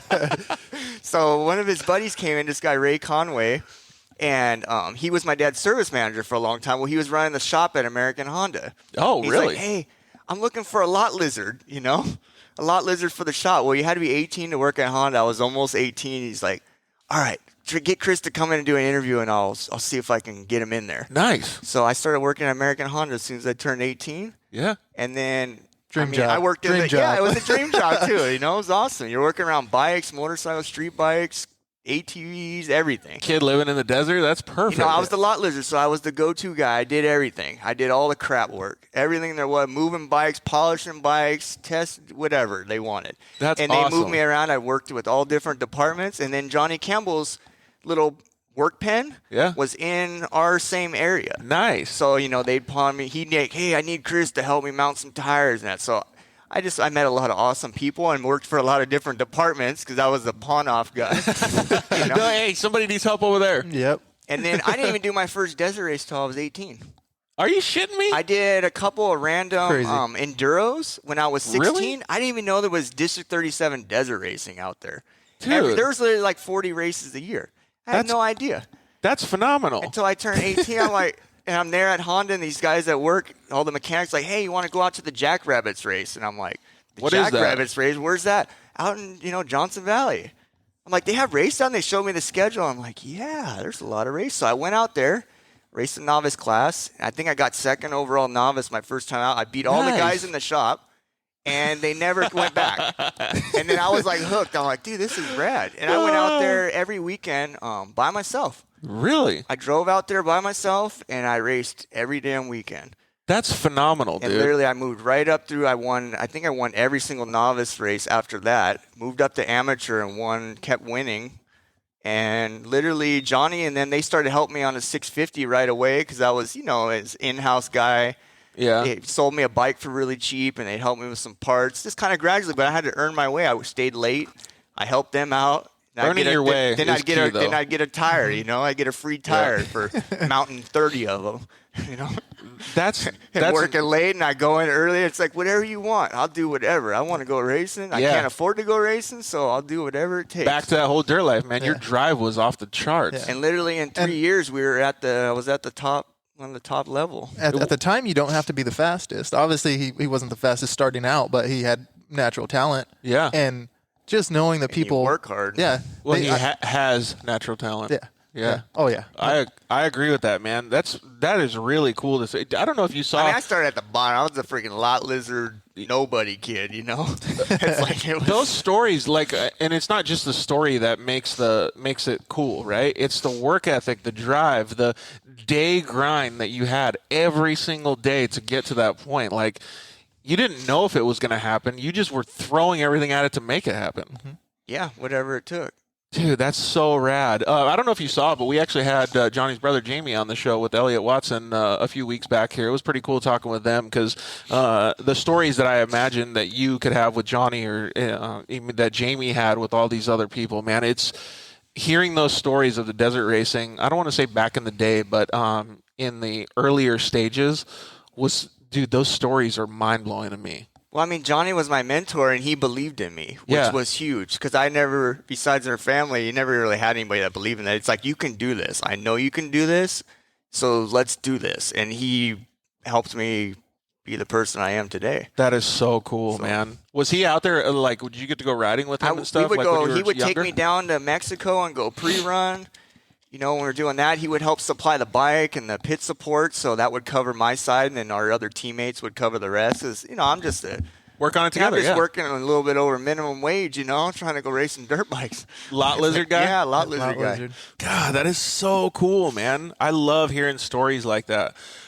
So when you start doing winning the novice races and different things like that, are you thinking I want to be pro, or are you just thinking I just want to beat everybody? Or do you have these long-term goals? You start out and you're just having fun and you're enjoying it, and of course everybody likes winning. Yeah. But I did it for myself. I didn't really do it for anybody else to impress anybody. I just did it for myself. I was out there by myself. I would pit myself and gas myself and enjoy the drive home by myself, Do you know parents anybody that does that? My parents supported us. He supported me and my brother later on, but they didn't really want to go out there every weekend and do this relentless stuff that we were doing. Yeah. So about how long were you doing it for? How many years were you doing it for before you were like, man, maybe I could make a professional career out of this? When I started, I mean, it was only 3 years, and I was at the high level in 3 years. Like Jay racing. said, talk about natural talent, man. You don't get there without talent and then obviously the work ethic. Mm-hmm. Yeah, it was a lot of work. It's always a lot of work and dedication. I mean, that's all I did. He's not going to give his. I worked that's- on my bikes and I slept. He's not going to give himself credit for the talent, though. Like, you got to be like, because you ride with him. Like, whenever I ride with a good driver, like I got to take a ride with Rob McCachran, just in this play side by side. But you can see the way that they drive and the way that their mind processes information because of the way that they move, right? Yep. Inside the vehicle. Is that similar to the way that you see Chris do it? Big time, man. I everybody that I tell, I'm like, Chris has been one of the smoothest drivers I've ever rode with. Right, just like gently moving things. And anybody that actually rides with him, like he took like 4 people for a ride this weekend when we were testing, and they all were like, yeah, I see. He's a completely different style driver than anybody that they drive with.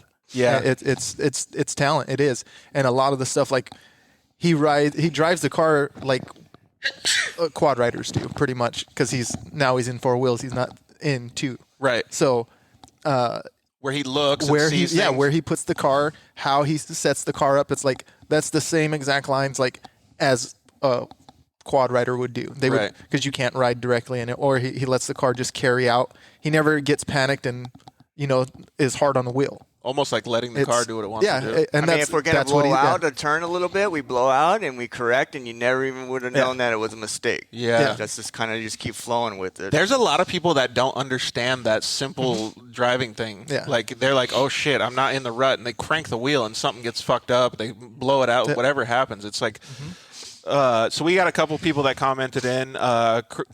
Dave Levinson commented in and said, Chris, DP4 has a great grassroots starting point for new racers. How do you see DP4's sudden growth with race cancellations? Do you see number of entries sustaining? Well, DP4 they're doing a really good job. I worked with a lot of these guys actually with the National Hare and Hound program when I was part of that, when we built that series up.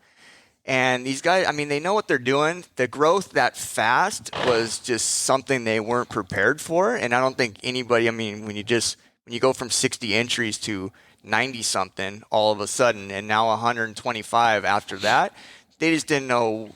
They didn't have long enough courses set up, so they're just sorting it out. But the guys are on top having of their 120 cars. The guys are on top of their game. 30 miles. They're going to get it together for sure. I mean, there was a couple little hiccups, but I mean, that's just expected with, 100% growth that fast. They're doing a good job, and they work heavily with the BLM. These are all guys that have been in clubs for District 37 that have 40-something races out in California deserts, constantly. So they have that working relationship with the BLM. So they've been able to put on races that other places can't even do in other states. And we're in California, which is the strictest. So yeah.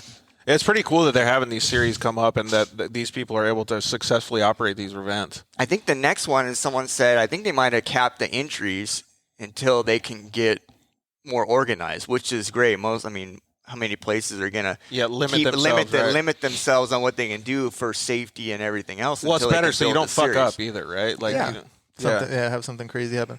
I know they just came out with their single seat class. Ooh, RS1 class? RS1 class. Have you guys ever got to drive an RS1? No, but I was going to ask you about yours. I don't actually own an RS1. Craig Scanlon of Polaris let me borrow it, and we just raced it at the UTV Worlds. But that thing was dude, it was like moto. Pretty cool, it was close, right? Because you can see the wheels and everything moving. But it felt different than a side-by-side because it didn't weigh anything. Like, it was like, 200 pounds lighter or something? It's like whatever. I think it's even more. It's a lot. Whatever it is, like, you can totally tell. It feels like a way faster car because it's so much lighter. It's badass, dude. Yeah, people forget the power of the weight. Just because you got 200 horse, if your car's 2,500 pounds, I think if you could beef up the clutch system and make it a little bit more sustainable, like, you could push that car really hard. So it was super cool. I think both of you guys would dig it, like, especially coming from quads. Like, you would probably get it pretty hard in that thing, dude. I think it'd be fun. So we're gonna. Kimberly Lynch commented in and said, "Tell the story of how you got to Dakar with KTM or Dakar with KTM." But we're gonna go a little bit slower than that. I'd like to understand the first, like, I don't know, maybe the first 5 races of when you were like, all right, I'm going pro. Like, this is where I think I can actually put some effort in. Like, this is a good sport for me to be in. This is something that I think I would like to pursue. Well, like I was just doing local District 37 events, and then basically I wanted to do Best in the Desert on the bike. Mm-hmm. So I couldn't, all I had was a CR250 two-stroker, and that's really not the greatest thing to have for Best in the Desert. So that's when Johnny Campbell, they basically said, well, you need to be on a 650, and then we can offer you pit support and help you out with that part of it since the company. That's a massive bike change. Yeah, and I'm like 150 pounds. Soaking kid. Wet, really? Yeah, and they're like, this is the bike you need to buy, and they gave me a smoking That thing will deal. buck you off, dude. I had to sell my bike before I could even buy that one because I had no money to do any change. So I sold my CR, I bought the XR, and I'm like, all right, here we go. We're going to do this. And then actually went out the Vegas 200. I guess when somebody comes at you with opportunity like that, though, you have to make it I'm happen. like, I'm in. You have to make it I'm happen. going to do it. Let's do it. Fuck, I'll figure it out later. I'll figure it out. And after, I ended up loving the big bikes after that. So. Really? So was it? Let's actually talk about that real quick, because I've always wondered this. Like, there's been a few of my friends that have run those 650s or the air-cooled ones or whatever they are. I think it's the same one, right? We ran the 600 was the air-cooled. 600? Then the 650 was brand new. That's the one that when I was Scott at Summers Honda. lifted on his head or whatever? Yeah, the 600 was. That's the one I'm talking about. Yeah. Yeah, so that was right before. That's right when the 650 had just come out. The 650 Honda when I was at Honda. That was the first year, so that's when that popped That thing's in. a beast, dude. And they wanted to promote that thing, and I'm like, I'll race whatever. If there's some help involved in that, I'm in. You know, I didn't care. It's like I just want to go race it. How did you start that thing? You just figure it out. You just got figure the it out, like, cycle and you. And that thing had a 6-foot-long kickstart on it. 150 pounds, he jumps on it? I had to build like a little mound, so I could start it on the district races or the dead engine start. Dude, you just make it work. But you make it work. I mean, that bike was super stable in the valleys, which I enjoy going fast. I was better in the faster stuff than the slower technical things. Really? Terrain. It just, that bike worked well everywhere. You couldn't muscle the bike around because it would just wear you out. So you had to be really smooth. And I think that's where I got my smooth kind of riding ability, because the bike will just slap you down and, Yeah, you're not trying to be smooth. Yeah, like if you had just stayed on a two-stroke 125 the whole time, you would have had a totally different style. Yeah, but the 650 had to be super smooth and fluent. You had to flow. If the bike decided to jump this way, you had to kind of just move with the bike because you weren't going to bring it back. Makes sense. You just had to just go for the ride and make it work, Is that similar to the way that that you drive the side-by-side? Like, because you were saying that you're better at long, fast stuff. Now, I mean, we do really well at the rougher. The rougher the courses are now, the better we do. Dude, I think that's because it's mostly based on setup and being smooth and not making mistakes. Directly related to what Jay was saying earlier. It's what you can see. Like, you can see it differently than most people. Yeah, the lines that you pick are complete. Like, we'll pick lines as we're going. Like, if it's a loop race, I'll tell them, hey, we'll check this out. Like, we could go over another line, like, a way to just up and over something instead of, like, there's lanes that we'll just pick. That are totally different? Totally different, yeah. Makes total sense. I was actually talking about this with James Hill here at IMG the other day, was the way that dirt bike guys pick lines compared, like, so most works races, you started out doing work stuff, they just take the main ruts, right? Everyone's in the main line. A works track is just a literal single rut track the whole time. It's a slot car track. Yeah. But, like, dudes like Jesse Nelson, dudes like myself when I was at the UTV Worlds and things like that, like, I was up at the top, like, way, way up there. Like, crisscrossing stuff. Yeah, but, like, there's a picture of me at the UTV Worlds passing somebody in their Polaris Razor, and my upper wheels aren't even on the ground. They're in the air, and I'm still going around the berm like a two-stroke, or like a two-wheeler. Yeah, like, ripping. Yeah, and it was passing somebody that was just in the ruts, right? So I can totally agree with how you're, like, understanding the way that you visually see the track, and I still think that that's a huge, huge advantage. Some people have to drive in the ruts, though. Their cars won't work outside. You're talking about the cars, not the quality of the driver. Well, yeah, that too. Some people's cars, the way they're set up, if you try to get out, they're fighting the whole time, so they have to have They rely on the ruts two to track. hold them in. Yeah, I guess that's a pretty good I mean, point. we notice sometimes the ruts is faster to stay in the ruts, even in the chop. Right, but you can see that, yeah. But I mean, sometimes we'll move out just a little bit and run it on smooth stuff, and there's no tire tracks there, and it's 6 inches over to the side. Yep. Like, what is everyone just driving down this for, you know? Barely put your tire in a different spot. And that's what I think you learn going through the two-wheel stuff that you did. And you did probably a little bit, too, with the four-wheel stuff, right? Because you understood. Yeah, big time. Yeah. I mean, at least on a 2-wheel, it's easier to find because you only need like a 3-inch wide patch, you know? With me, I was with the quads at most of the races, you start behind all the bikes. Yeah. So I would pass 150 bikes in a race. Oh, so shit. I would catch people that were in a train. 10 bikes at a time. I'd come around until they finally moved us to the second line. Yeah, dude, that's crazy. I was like at 150 bikes at some of the desert races. That's nuts, man. Okay, so understanding all of that, like you got to the pro ranks, and you were clearly riding a big ass bike. What was the next step, man? Like, where do you go from being like you show up at your first pro race, like all of a sudden you're like, wow. Well, I mean, you go from getting your butt kicked to trying to be better every time, you know? So you did get smoked your first race? I did. So I raced the expert class, my first best in desert race, expert Ironman, and I raced against old Greg Zitterkoff.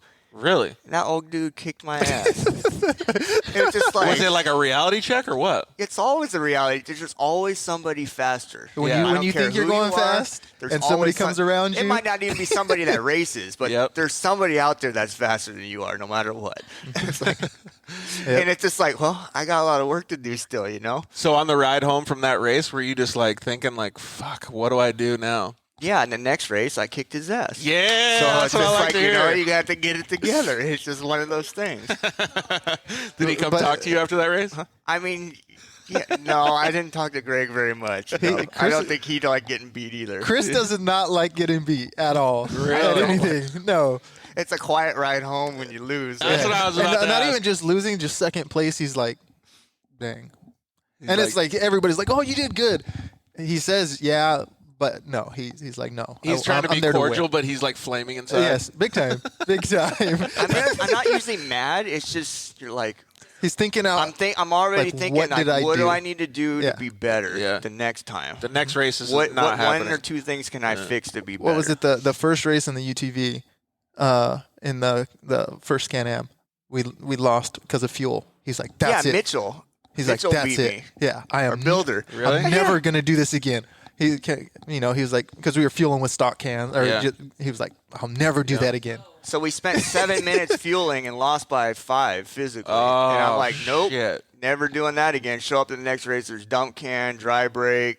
And now The it takes whole nine. like 9 seconds to fill a car. Dang, dude. Totally would have had that one against Mitchell. So that it's time. like you find. So every time you go out to eat with Mitchell, you're like, dude, all I needed was a dry fuel can. I would have smoked you. I know, right? We had some of the best racing against Mitchell at some of the DP4s, or no, at luge races out there. What I like about Mitchell is he never saw the wheelchair. He always saw the racer first.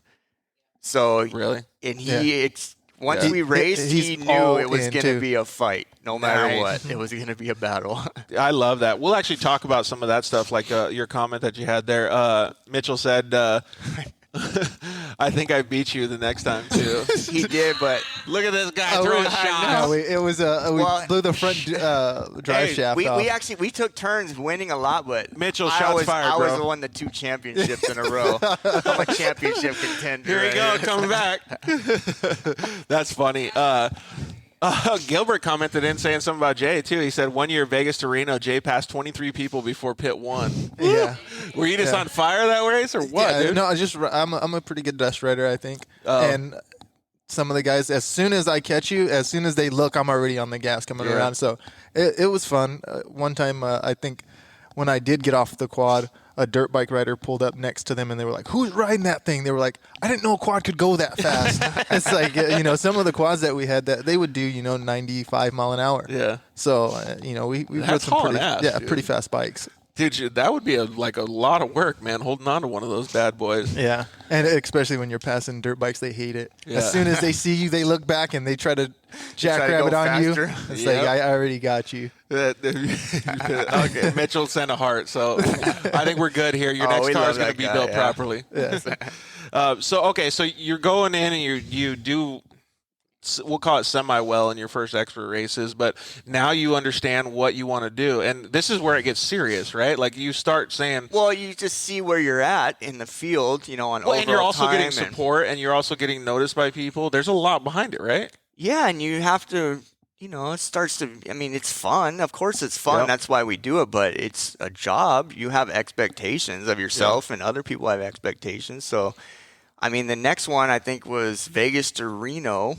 Did a couple of ones, but Vegas to Reno was the big one in the Ironman class. I started and I asked Johnny, I'm like, am I going to need a headlight or anything? He's like, oh, you should be fine. You should be, if you don't have any problem, you should finish before that. So I show up on the start line with no headlight or nothing. And it's this other guy that was winning the class before, he's like, where's your headlight or where are you planning on putting lights on? I'm like, I'm not planning on putting lights on. I'm just going to wing it. I'm just going to be there. I'll be there before dark. Oh, and he's looking at me like, you're crazy. There's no way in hell you're going to make it there before dark. And I made it there before dark. Barely. Really? The sun was down. It was getting dark, but I'm glad I was the up on story the podium before it got dark. I'm glad the story took that turn because I thought you were going to say I was out there. Out there by myself. Yeah. Had a flashlight. I could have been, that's for sure. Dude, that's crazy. And I think that one I ended up from the Ironman class, which started behind all the experts. We were at the way back, and it was 17th overall. Really? The first one. And then that's good. I realized I was racing the Ironman class because it was cheap. It was only a few $100 for the entry fee, and of course, pro class was going to be $900+. Woo. Yeah. For when you're 20-year-old kid back in the day, it was pretty expensive. Yeah, absolutely. So, it's expensive now. What are you talking about? What I finally worked out is I needed some financial help somehow. I had to find another sponsor to do that because I had the parts supply and, right. They were taking care of me more and more. I stayed work late, to get some free parts again and do whatever I had to do. And so at Mid-Cities Honda, the owner there, I got Pro Honda Oils. This guy, Rick Mitchell, was awesome. So he wanted to help me some more. He did a full page ad in for me and Racer X magazine and a cool thing for Pro Honda Oils. So he wanted to sponsor me, and he basically supplied the dealership with parts credit so the dealership could pay my entry fees. So then I was able to take it to the next step and go into the pro class and start further up front. And that's where I really was able to shine. You're not behind a bunch of slow guys and getting dusted out. You're with the pack, in the front of the pack. Yep.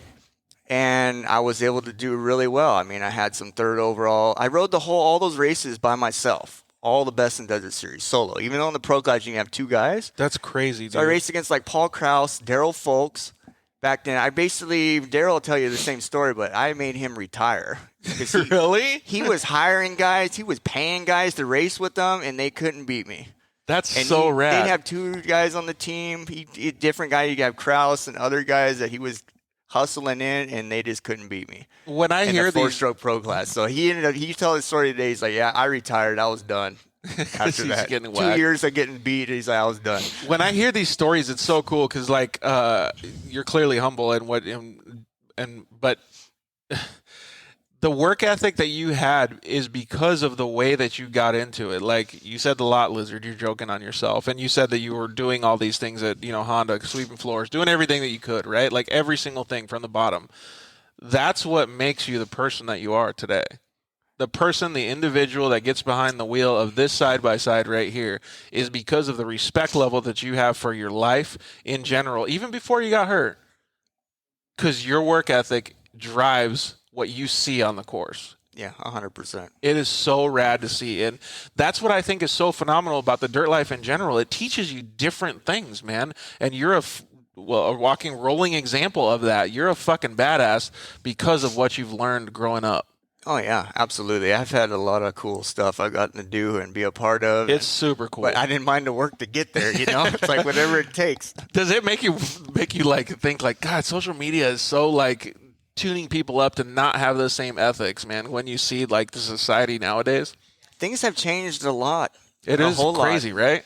A whole lot now. It's not the same. It's just not the same. It really isn't. But and we don't have to get off on that topic or anything, but I really do think it's cool, man. And you should look back, and when you go to sleep, I know you're thinking about your race car in the next race, but you should take a look at the life you have right now, man, because you deserve some credit. You should give yourself a pat on the back when you go to sleep, man, for sure. I appreciate it.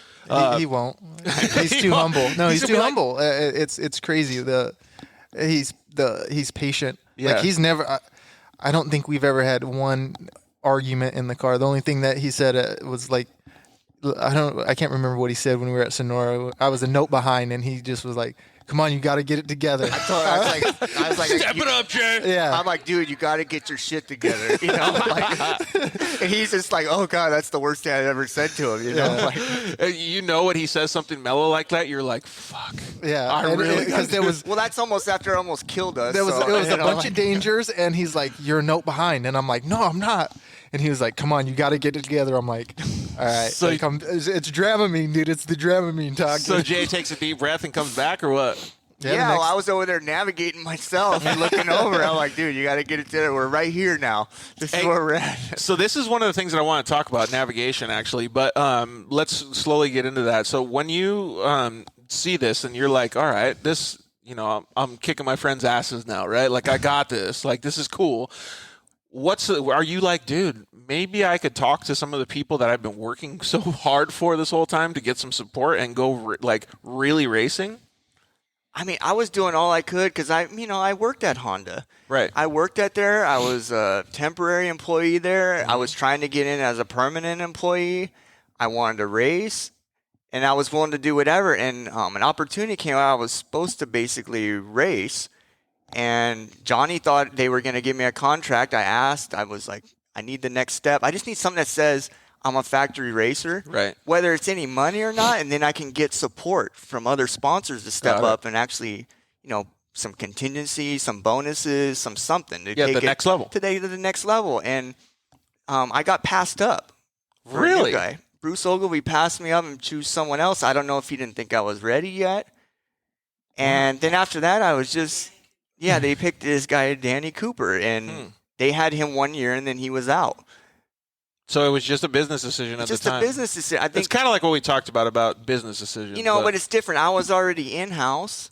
I was an in-house guy. I was young, so they could use me. You never know, though. You know, man. you just don't know what they're thinking. You know, the higher ups and executives were thinking at that point. It was just then it took the wind out of my sails. I almost quit. Again, I almost went, you know, that's when Supermoto was getting huge. And I'm like, you know what? I almost changed direction and went Supermoto. I'm like, I can do whatever I need to do. I didn't know that. I almost went and did Supermoto. Did you know that story, instead. No. Because I did a little bit of Supermoto on my damn 650, and I could wax a lot of guys on small bikes. On a 650? On a 650. First time out, I smoked all kinds of guys that I shouldn't have been beating. That's nuts. They're just like, and then I'm like, I almost changed direction. On a 650, dude. Whatever you got to do, right? It's like, we rode street bikes. I worked at Honda. We were able to borrow street bikes, ride it. I mean, all we did was ride. That's nuts, dude. Work, ride. I still think that's crazy, though. 650 doing Supermoto. Like, yeah, well, then when the front brakes start smoking each time because it's just too much weight to slow down. I wouldn't even want to ride a 650 on the street, man. What do you call it? The four-stroke motor being like going in and out, like when you're trying to stop, like you must have been on the gas, hardly even letting off going through those corners. Well, it worked good because I was really smooth. I had a good throttle control. If you let off, he would probably step out on you. Well, no, I would just back that thing in. That's what I'm saying. You got to be like wide open. These guys were seeing this huge bike getting backed in. They're just like, they're probably scared. They're like, he's gonna wad himself up, so they would back off. Dude, he's coming in. I had the peg dragging in the ground, you know, on that thing, on some little skinny slicks that I borrowed from a friend. Some little tiny things, just letting it ride. Dude, these stories are so amazing, man. It was great. Well, so clearly your personality, when something like that happens, we'll call it the corporate fault. When the corporate fault like that happens and you're like, dude, come on. Like, does that just give you more fire? Because I feel like that really drives you personally. I kept pushing. Forward. And then I kept doing really well at the Best in the Desert races. Mm-hmm. And I beat the KTM team one time. by myself, and I got noticed. Scott Harden noticed me. Oh, wow. So they decided all of a sudden that Dakar challenge thing came up. Well, can you imagine if you gave up or went the other direction? Like what the difference would have been? So Paul Krause, Scott Harden, and Larry Rosler went to Dakar for KTM and a Red Bull KTM team. And they went the first time like, oh, that is so cool, you know. And then Johnny had went one year when I was working with him. And I'm like, this is freaking rad. Like, this looks like nothing you've ever experienced. Just seeing the smile on your Just face now thinking about it. Oh, man, this is like the ultimate adventure, you know. And then KTM, I literally got. Do you remember what time frame this was? 2004. Early 2000s? Yeah. So I got an invitation in the mail. I got an invitation. It came to American Honda, actually. And it was from KTM, from Scott Harden, about the Dakar challenge. They're going to do a challenge. Were you like sliding under your desk like Yeah, that? like hopefully it didn't say KTM on the envelope. You won't even believe this. So I opened it up and I read this, and I'm like, dude, but I'm like Honda. You're like literally sitting in Honda. I'm freaking working there. This is probably gonna be my career. Shit. This is gonna be my career job here. Like I'm gonna get fired as a permanent. I was still. You could get fired from having that envelope come in, dude. I was still like a temporary employee there, but I was trying to be full-time Honda. I wanted to be Honda, of course, right? I mean, that's all we've ever even ridden were Hondas. Plus, that's the reason why I asked about the time frame. Like, KTM wasn't that established at this time either. No, they're very small. Breaking into the scene, yeah. And I get this invitation. I'm reading this thing. I'm like, I can't do this. I'm like, Honda. I literally threw it in my trash can next to my desk. No way. I'm like, I can't do that. I just can't. I can't give up everything because, you know, dude, I'm a freaking Capricorn. I don't make just rash decisions, you know. Is that a thing? I don't know. I don't know. Something. Yeah, it's like he just made it up. He just threw that one out there. Like, I can't make. His wife Patty told him that one of those days, like, so he just believes it. Yeah. You know, and then my brother worked at Honda with me, and I worked in the legal department at that time, and he would come in and hide and hang out in my area for a while, really? You know, when he needed to disappear for a few minutes. So he's hanging out, and I'm like, I got this thing, and he pulls it out of the trash. He's like, you have to do this. What are you thinking? I mean, it is a pretty good deal.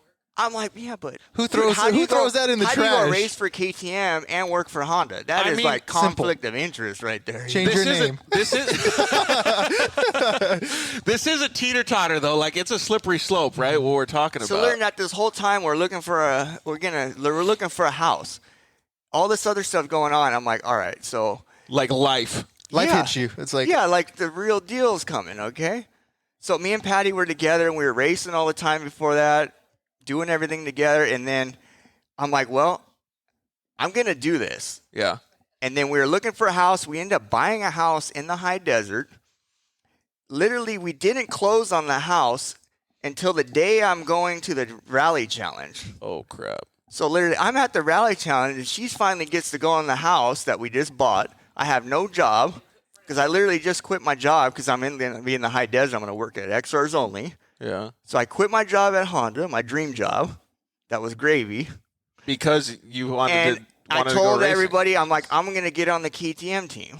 That is so hard. And literally, we moved left, and I went to the rally challenge, and I got on the KTM team, just like I said I was. Doing what it takes.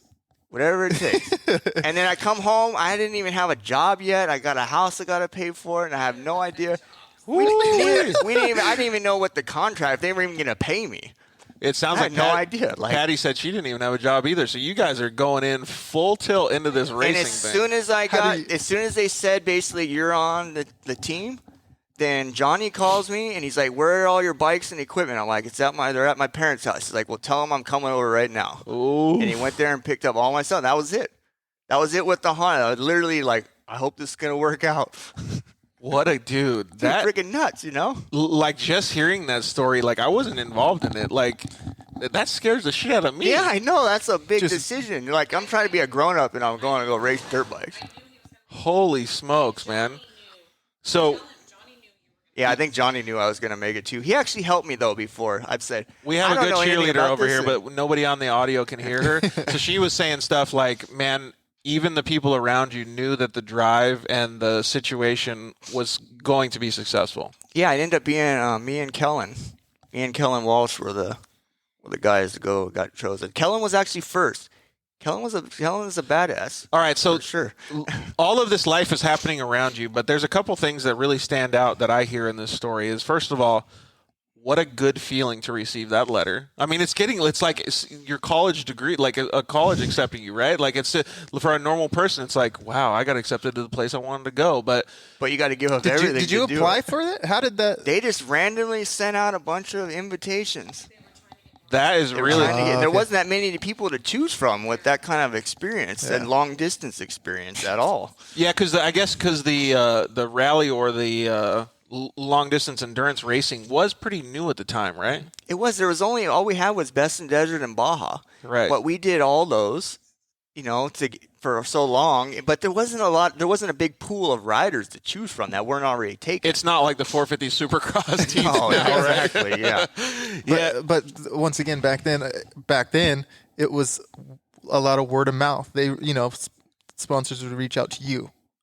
Now it's the other way. Like you didn't really go after sponsors. They came to you and said, we would like to be a part of your program. Talking about come to you though, like that's a pretty ballsy move for the KTM guys to send a message directly to American Honda. Yeah, they sent it there because they didn't know they just knew I worked there, so they sent it there addressed to me, and it got to me. What, like that? Talk about a shot in the dark, man. Woo. Yeah. That's pretty cool, though. Like that story, I'm glad that Kimberly asked us to talk about that story. It's really cool to hear that. And like I said, though, life is hitting you hard at this point. Like you probably don't even realize it, but that's a phenomenal, like every kid wants that. Like every kid wanting to achieve their dreams, riding a bicycle when they grow up in the street, and all of a sudden that kid's starting to dirt bikes. I mean, like there's a lot of kids that get amateur stuff like the Degans and all these other kids that get these opportunities nowadays. But most people, 99% of the kids that are riding dirt bikes will never, ever get that opportunity. So for you to have that fall in your lap, the story is what made that happen. The hard work made that happen. So any of the kids that are listening right now or listen on the audio version, like take note in what Chris was saying before that letter showed up. Mm-hmm. All of the hard work, all of the yes answers that he gave to everybody, all of the things that he had to figure out before he even got to the races. Like those are the things that got that letter to be sent. Mm-hmm. The story is phenomenal, dude. Yeah, there's a lot of sacrifices to live the dream, And you were so young at the time. Yeah, I know. We just went for it. Yeah, I was like 22 or 23 years old when all this has happened. I'm literally buying a house, changing jobs. I have no idea. God, that's crazy. No income. I got on the team and they can't. It's like we don't even negotiating contracts for a week. A couple of weeks later until we were going in, it's like, oh, they're actually going to pay me? I don't know. Yeah. We're just a kid. You don't know anything about that. That is so crazy, I was like, man. all I'm thinking is like, as long as they pay some entries, I get to go race and they give me some bikes and equipment, I'm good. I'll figure it out. That's all he wanted. That's all I really actually wanted. Dude, I never really did it for the money. I've always done it for just to go out there and be the best. You can't do side-by-side racing for money. It's literally pointless, dude. But yeah, so let's stick to the two-wheel story, though, because this is really like, you don't know how many commonalities you and I have, but the stories that you're telling are phenomenal for every single person that's listening. Like the drive and work ethic, I'm telling you, is just bar none what most people don't have, dude. So first of all, kudos to you. And let's get into the next part of the story. Like, so you say, all right, life just hit me. Like this is like, and then what's the next weeks like following up? Shit, I had to get to work, start making some money, And then we're talking with KTM. They didn't even have any bikes for us because all this program was literally happening during the summertime in the middle of the year. So there wasn't a lot of budget planned or anything going on like that. So literally I had some GPs that are coming up that I still want to keep getting points for. And all I had was our rally practice bikes that they kind of makeshift and made work. Yeah. So because they were custom built bikes at the time. They were like a 625. Yeah, it's not the same as what a person would be used to. They were basically a dirt bike that they put a rally front end body work and some roll chart on and all the all the rally equipment. It was a lot different than what people know nowadays, though. Yeah. But that was just a makeshift one they did, so they're all the same bikes, so we can compete against each other for the challenge. Yeah.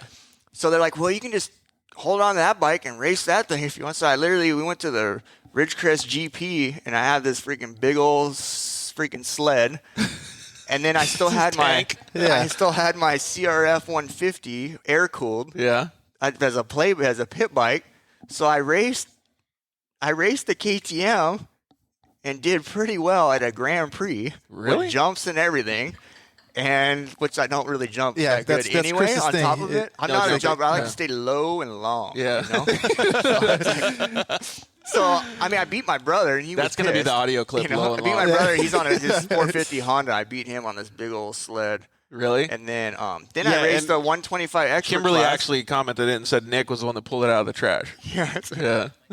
And then I raced my because I like racing. I didn't care. I raced my CRF 150 air cool bike in the 125 expert class and finished like in top, 30% up there. Yeah, in the top 10. And for anybody just that having a doesn't, good time. And for it's anybody like- that doesn't know, that's like riding a pedal bike against a 450. Like it's not It's even horrible. competition. That thing yeah. was smoking and making all kinds of noises and smells afterwards. Just ringing it out Oh, the yeah. whole time. But it's like, I did it because I like to race. It wasn't about winning all the time or losing. It was just like, well, I'm going to race this and I'm going to have a freaking Do you great ever time. wish that I don't want to say social media existed, but there was a way that you could showcase, I just want to, in my head, I'm hearing the story, but I want to see pictures of all this stuff. I want to know, cataloging all that would have been so rad back in the day, man.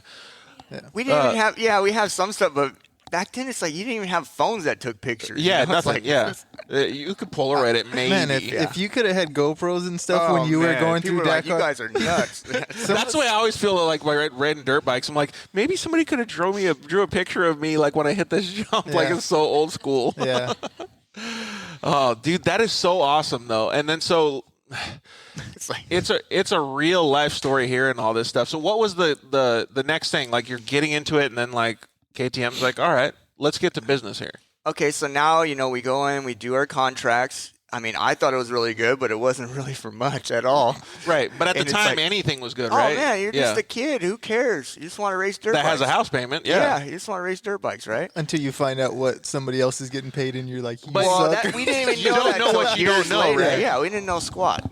So we saw it. It's like, oh, this is cool. They're gonna pay me to go to Africa and go race. I'm like, I'm in. Yeah. Let's go. So we had 3 days of rally training for the challenge.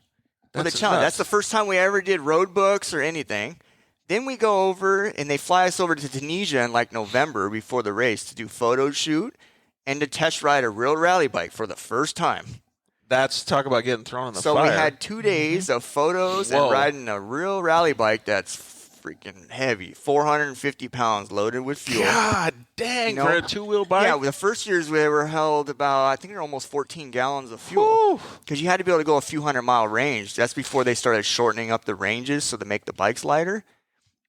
And we're riding this bike around well, at least I was used to riding big bikes already, but I'm 155 pounds riding a gigantic motorcycle. Yeah, that's like riding a bucking bronco. And you go over there with the other factory riders, from Spain, all the other guys, and they're like huge. They're all tuned up. They're like huge. They're like gigantic men, They're And men. you're like, I look Chris at- is a boy. I'm I'm just a boy compared to these dudes. These guys are men. Oh, that's And me and hilarious. Kellen, Kellen's the same in size as me, and we're just a bunch of kids, and they're looking at "Ooh, why are they bringing these guys? Yeah, these scrawny-ass freaking little scrawny- dudes. It's like, what are they gonna do?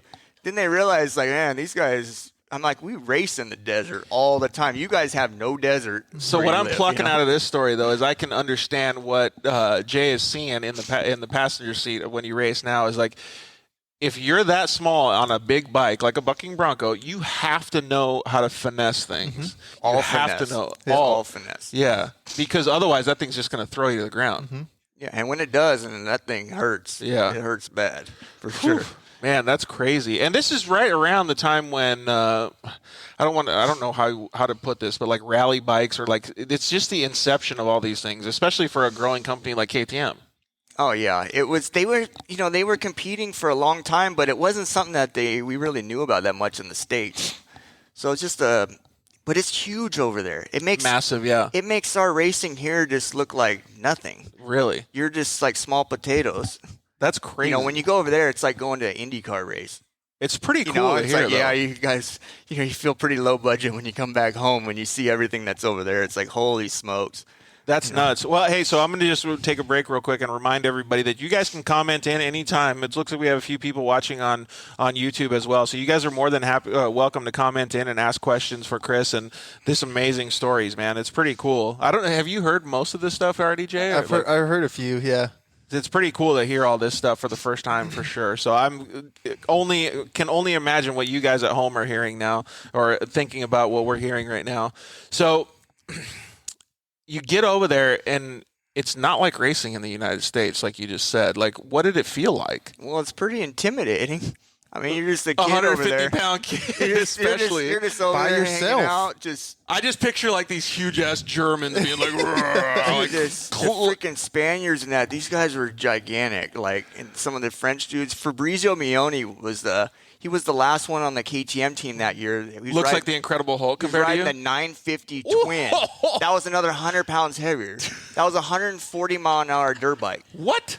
So he was Stupid. this guy was like 6'5" freaking man. Like, and I'm like, all right. He's a Viking. He's a big Viking. He's huge. He's just gigantic. But so that year, I mean, we're just kids. We don't know. I didn't even know how to do. So that's a read the road book. 500-pound dirt bike that he's riding. Yeah, that goes 140 miles an hour on the dirt. Okay, Jesus, dude, that is it's no joke.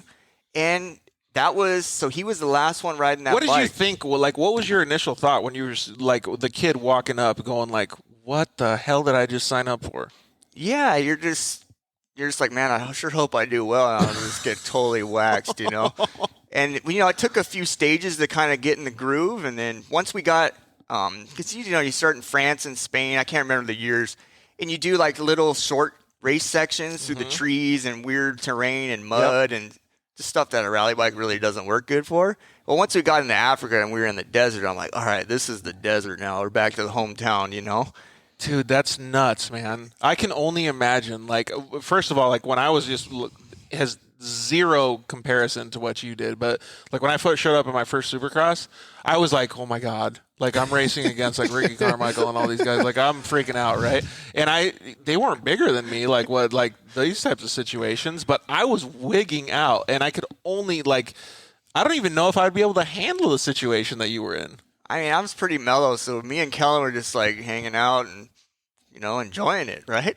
We're racing. We finished the day, and we're like laughing and that, and just having a good old time, and we're riding 300 to 500 miles a day for 22 stages. You have to have a certain personality to be able to do that. Yeah. Like you said, like when Jay said, you're calm or you're patient. Like those things that, like, I have zero of both of those. Yeah. He said that grown men have just quit, pulled really? up, and just I can't. After a day of rally. Okay, so there was our first year we went. They had like the longest, worst stage in the rally history. The first year that we went, it was basically we started at sun up. We started at first light, and we started the stage like 2 miles out of the bivouac, so we had no transfer. Do you remember how long the stage was? It was a 550-mile stage. Good God, in a day? All sand. The whole thing was all sand. There was no roads. Like in the massive sand dunes? They were just rolling sand dunes, and then the last. So we got through like 300 miles of this crap. And rolling sand, you're carrying a good pace, and you're like, all right, we're clicking off some miles. And then all of a sudden, we come up to the camel grass. And the last 120 miles of sand dunes in the camel grass, and you're in second gear the whole way. I don't know what camel grass is. It's basically, the pucker bushes. The big pucker bushes, really? how the sand builds up around them? But they're like 2 feet spaced apart. Oh, so you're just smacking them the whole time. As far as you can see. You're going through them and around them. That's like riding a jackhammer. So you're riding a 400-pound motorcycle in second gear through the sand and trying to go around for 120 miles. That was like another 6 hours. Oh my God, dude. That's like my worst nightmare. Yeah, we finished the stage at dark, just before dark. The fast guys did. And I'm in the top 15. Jesus. And we finished this stage, and it's like, holy hell, that was gnarly. And by the time when we went to bed, there was like 25 bikes in there and like 10 cars. How many started? Hundreds. So they were all out there sleeping. No way. They all got stuck out there sleeping out So there. these world's strongest men just couldn't do it. Some of these guys they came in and they have full breakdowns, and they literally just get on a plane and go the hell home. They're done. Like completely full breakdown. Like, what am I doing out here? I'm going to die. I'm leaving. Like that option kind of sounded good in my opinion. Yeah. That's And why I this was said not even halfway through the rally yet, you know? You got to be a certain individual. And me and Kellen, like, because it was me, him, and Scott Harden. And Scott was behind us, and me and Kellen are hanging out, and we waited. You all did it, though? I'm like, how'd you like it? That was awesome, wasn't it? I mean, we had a great time. We're just like kids just laughing, and then Scott's like, you people are sick. Like, dude, you are insane. I'm like, that was cool. I'm just glad I'm here, and I got to eat dinner. Being like the old washed up guy, I kind of feel like I would say that you guys are like crazy. Like, what is now. wrong with you people? At the time, maybe being like a 20-year-old or in the early 20s. How do you feel about this, Jay? I don't think I could have done it. Not then. Not because the stuff that he's told me, dude, no way. You had to roll, like, he had to pack his own sleeping bag back up after he slept. Like, the whole deal, right? Yeah, it set up a tent. I was like, no, tent all every night. The bivouac was way different back then. There's no motorhomes. There's been times that I've been doing, even races in Baja and stuff that I'm out, I'm riding, and I'm like, why am I even out here? Yeah. I'm like, this is stupid. I could be washing. Yeah. But, of course, the next time you're like, oh, I need to race again. But I couldn't do it. I don't think I could do it. First of all, I'm loving these stories. These are phenomenal. Like, so what you're telling me right now is perfect. Like, I love hearing it. Doing it, I don't know. I really don't know. Like, I don't know if I could go through that. Like, thinking now, like, okay, when I was 20, I was like, or 19, whatever, 18, and I was a professional dirt bike racer. I felt like I was doing it, right? Mm-hmm. But now, like, hearing this story, I feel like I was a bougie little bitch. Yeah. Like, for real. Well, you got to think, it's over 6,000 miles. You don't all race that whole time, but you're riding that whole time. It's basically like pre-run the 1,000 for 3 weeks straight is as far as you go each day, 300-400 miles pre-run each the 1,000 day. 6 times. Mm-hmm. Yeah, just do that, 6 times. It's no problem, right? And that's your race. No. And never have a day, really much of a day off. You're just going. What do you even eat? Oh, well, that was all. They got a bunch of weird food that I was, like, terrified of. I already have a weak stomach. Yeah. So we brought on. Well, you're only 150 pounds. It doesn't take much to feed you. Yeah. Dude, we took a whole gear bag that was literally just full of protein and different power bars. I would eat like 15 bars a day. Yeah, because you weren't trying to eat all the other stuff. Because you're doing it during the day because you just have to. I've even had them in my pocket so when you're racing or you're on a transfer section, you can pull out. You can pull out a piece. You break them up and just throw them in. They'd be all sandy and dirty. You just start gnawing on the thing and keep on rolling. Cool to hear your stories, Chris, and honored to race with you and beat you, the Kelly brothers. Oh, yeah. So that was Dylan Kelly, it looks like. That's pretty crazy. Yeah, we did, when we did Sonora, Chris, we finished the last stage, and we're all pumped, and he's like, well, we got 15 more days. I'm like, dude, there is no way we could have done that. I drove 1,000 miles. 1,000 miles, dude. He's like, yep. That is so crazy. I said, I don't know what I would do off of 15 days of Dramamine. Dude, it takes a special person to be able to do that stuff, man. Kind of sick in the head, probably. I don't know. I think it's pretty cool, man. I really do. Like, I admire that set of that tool set that you have to be able to accomplish those things because it's mental, it's physical, it's everything. Yeah. Well, here's the scariest part. So you're doing this, and every year one of our friends or teammates died at that race. Oh, God. Like, dude. Fabrizio Mioni on the 950, after that day, he had a high-speed wreck and passed away. And then we lost our friend Elmer. We lost another teammate that was on the team, Andy Caldecott, one year. He passed away. I mean, he hung out with us because he was on the other team, but, he felt more inclined to hang out with us. And so I'm not trying to breeze over this, but I don't want to get too in-depth into the dying portion of it, but was it like that happens because it's so gnarly, or is it because like lack of sleep, lack of food? Like it's a combo of everything: the big heavy bikes, the speed, and all it takes. I mean, it's that gnarly, right? You got to think you're racing 6,000 miles. You're racing 22 stages. That's like 5 seasons of racing for most people. And not making a mistake in one race. On a average 400-pound going motorcycle. as fast as you can. You're reading racing, a piece of paper. You're racing full tilt pretty much the whole time. You're not really taking your time, and you're reading all this stuff. the maps and figuring out where to go while you're going race speed. Could you like legitimately say that it's like 6 Baja 1000s in one? Yeah, and not screwing up. And you're just taking that risk every day, you know? That is insane, dude. So for anybody that's actually listening, like that is like, if you want to talk about goals, like #goals, right? If you're a desert racer and you're like thinking about racing a Baja 1000, think about that. Yeah. Like that's phenomenal. And imagine, I mean, something happens and your Camelback leaks all your juice out. Yeah. If you don't have a doc there that can hook you up, like these people are doing the IVs now before the races and stuff. That didn't happen back then, though, right? No. Well, they did. They can. They could. Yeah. Yeah. Oh, okay. But now they're doing it, so people are getting what they need. I mean, yeah, you before could or after, be refreshed. Yeah. It's just it's gnarly. Yeah. There's That's no way around so gnarly. I mean, just think of, you lose a teammate and you got to continue to race like nothing happened the next day. Yeah. And you just keep moving forward. And it's just, I don't know. It takes a special kind of person to do that. You just basically block everything out. All you're there when you're riding your dirt bike and racing your dirt bike, you're racing your dirt bike. Just focus. That's all. Nothing else matters. And you can't be thinking about other crap. That's crazy. So, okay, so let's get back to like the story portion of it. Like we could literally talk about how gnarly it is in like the racing portion for days on end, but you do this for the first couple races or whatever, and you're like, wow, like this actually is something that I'm enjoying. It's something that I'm good at. Like this could be something that I make money. Is that like what comes up next? Like where does your brain and your career go?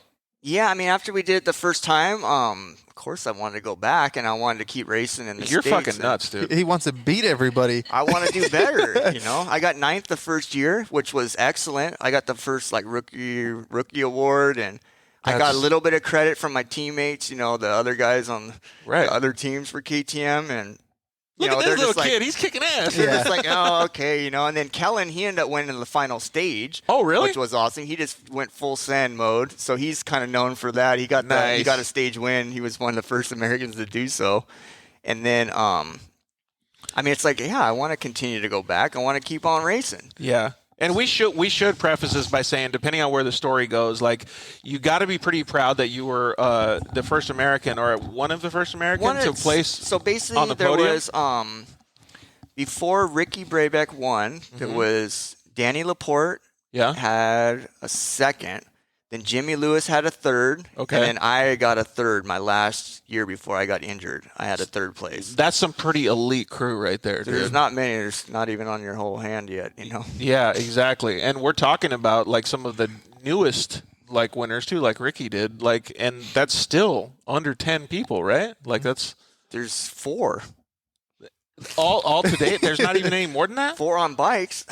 That's it. Fuck, really? There's only 4 Americans that have been on the podium on a motorcycle. No shit, dude. Well, dude, thanks for sitting right here next to this dipshit. It's pretty awesome. What do you think I feel? Like this guy asked me to race with him in one of these. Like I was like it's an honor to do. Like yeah, like let's go. Yeah, yeah. Wow. I don't even know why, because I'm just a knucklehead. But a fast knucklehead. I still don't understand why I got the opportunity. What was the Nobody comment? else was dumb enough to come with me. Total knucklehead, right? What was the comment that came in though? A fast knucklehead that passed 23 people in the first, I know, right? the first stage of Vegas Reno or whatever it was. Man, that is so cool though. So to understand like the places that you've gone, the things that you've seen, the stuff that you've done. When you're going through this like first little sessions with KTM and understanding what this could be, like what's going through your head when you're laying in bed next to your wife at your new house? Like, I mean, are you thinking like, oh my God, like what is happening with our life? Like what's going on? Yeah, it's living the dream, dude. Living the dream. That's what we always say. We're living the dream. I mean, how many people get to do what they like to do every day? But that's like, it's like you got to be torn though, because it's like, holy shit, I'm doing this, and then holy crap, I got to do it better. But I still worked full time. Really? The entire time I was racing. Where were you working at full time then? I was still at XRs Only. Really? So I did XRs Only for like a year and a half, and then I went out and I started my own business and started doing that. But I worked full time the entire time I was racing too. That's crazy. I could take, a few hours long lunch to go riding. That's a few days a week when I wanted to, but Yeah, the boss wouldn't care. the boss wouldn't mind. the boss still say you should still be at work. But one of my buddies, Brian Forrester, actually just chimed in and said, "What's up, bro? Chacho, sending love." You should go back. I know that you probably didn't listen to the whole episode, Brian, but hearing some of the stories that Chris has told us so far before he got into side-by-side racing is phenomenal, man. Like, just that whole upbringing that's leading up to like you doing well in these rallies is phenomenal. So when you're thinking about doing better, as you always do, what's the next thing that you go do?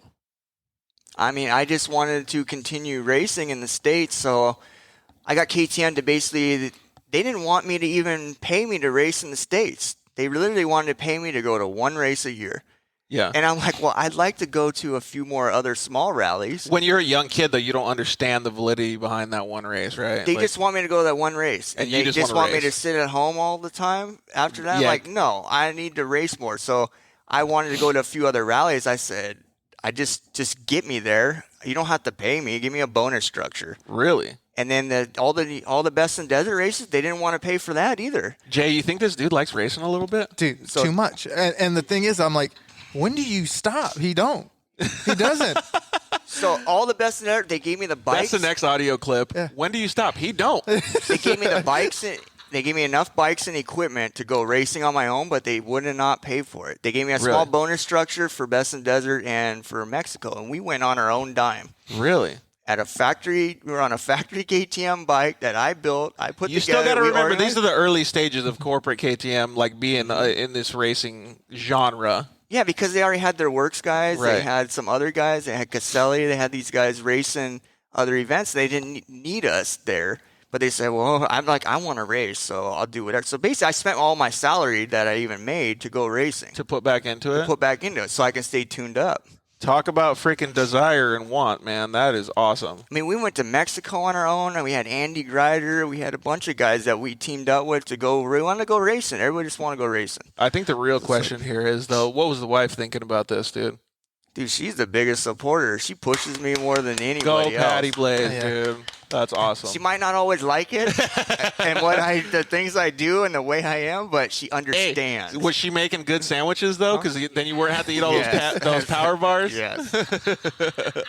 So you were fed properly at these American races. Yeah. Has Patty ever told you, like, you look like you weren't trying?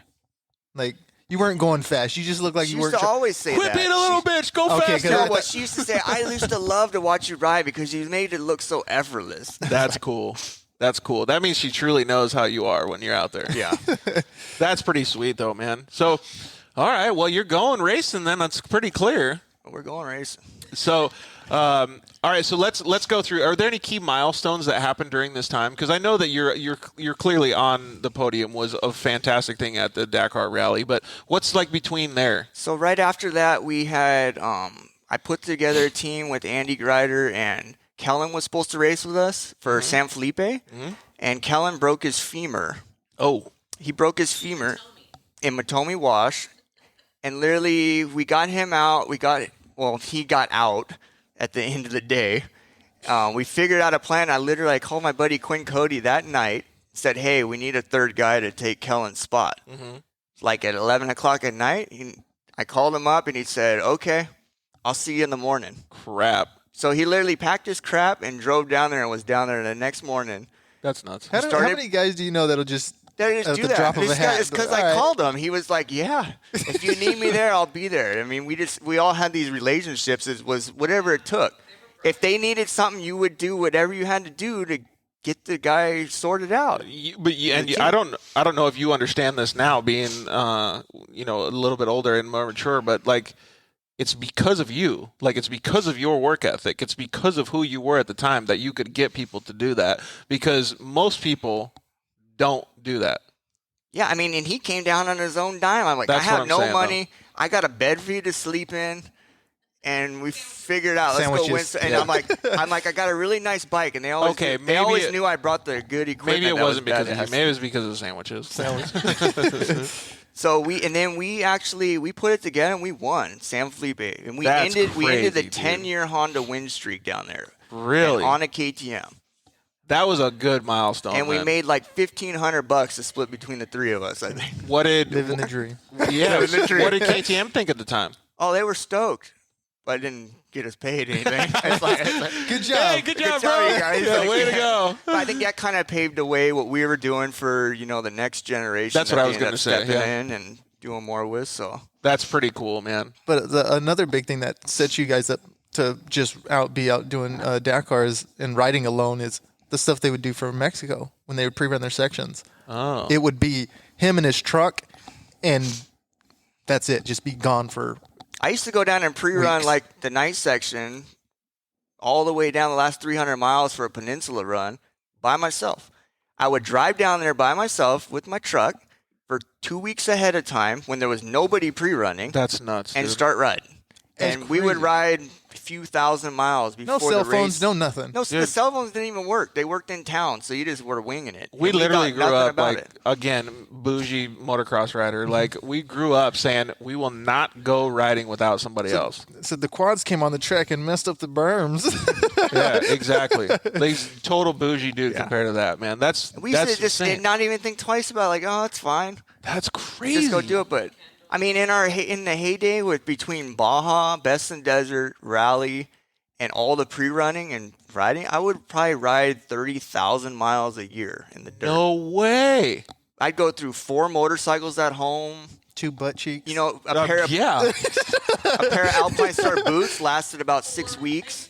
that's Through a crazy. all the dude. way through the soles in about 6 weeks on a pair of boots. Holy And equipment cow, man. and tires. We'd go through freaking 80 tires a year and just Monkey butt. Like a I mad just dog. thought of something because he told me that Yeah. these guys at Dakar came in with their butts raw. Just oh man, I had when you do the wipe and you get skin coming Yeah. off, you're like, oh, this Ooh, is not blizzard. good, dude. But we were always make sure. I was like, I told the doc, I'm like, dude, you got to fix me up. That's what we got to do. Can't Like, be too shy, Yep. Fix me out, whatever it takes, please.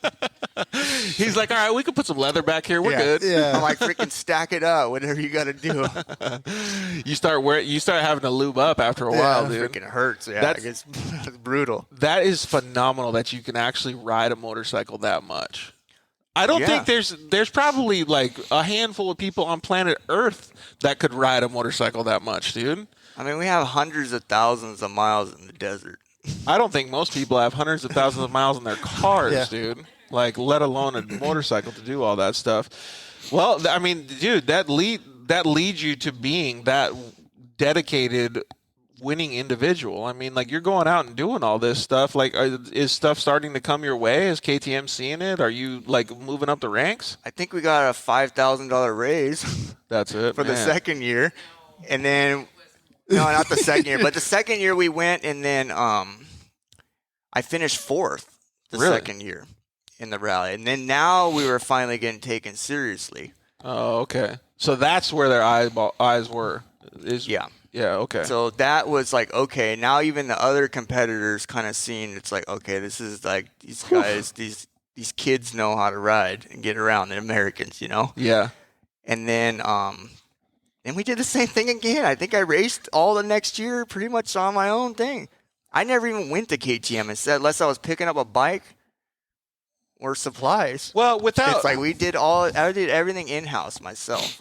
So, like, I guess at the time it wasn't as big of a difference. Like, so I'm thinking about it like comparing it to now.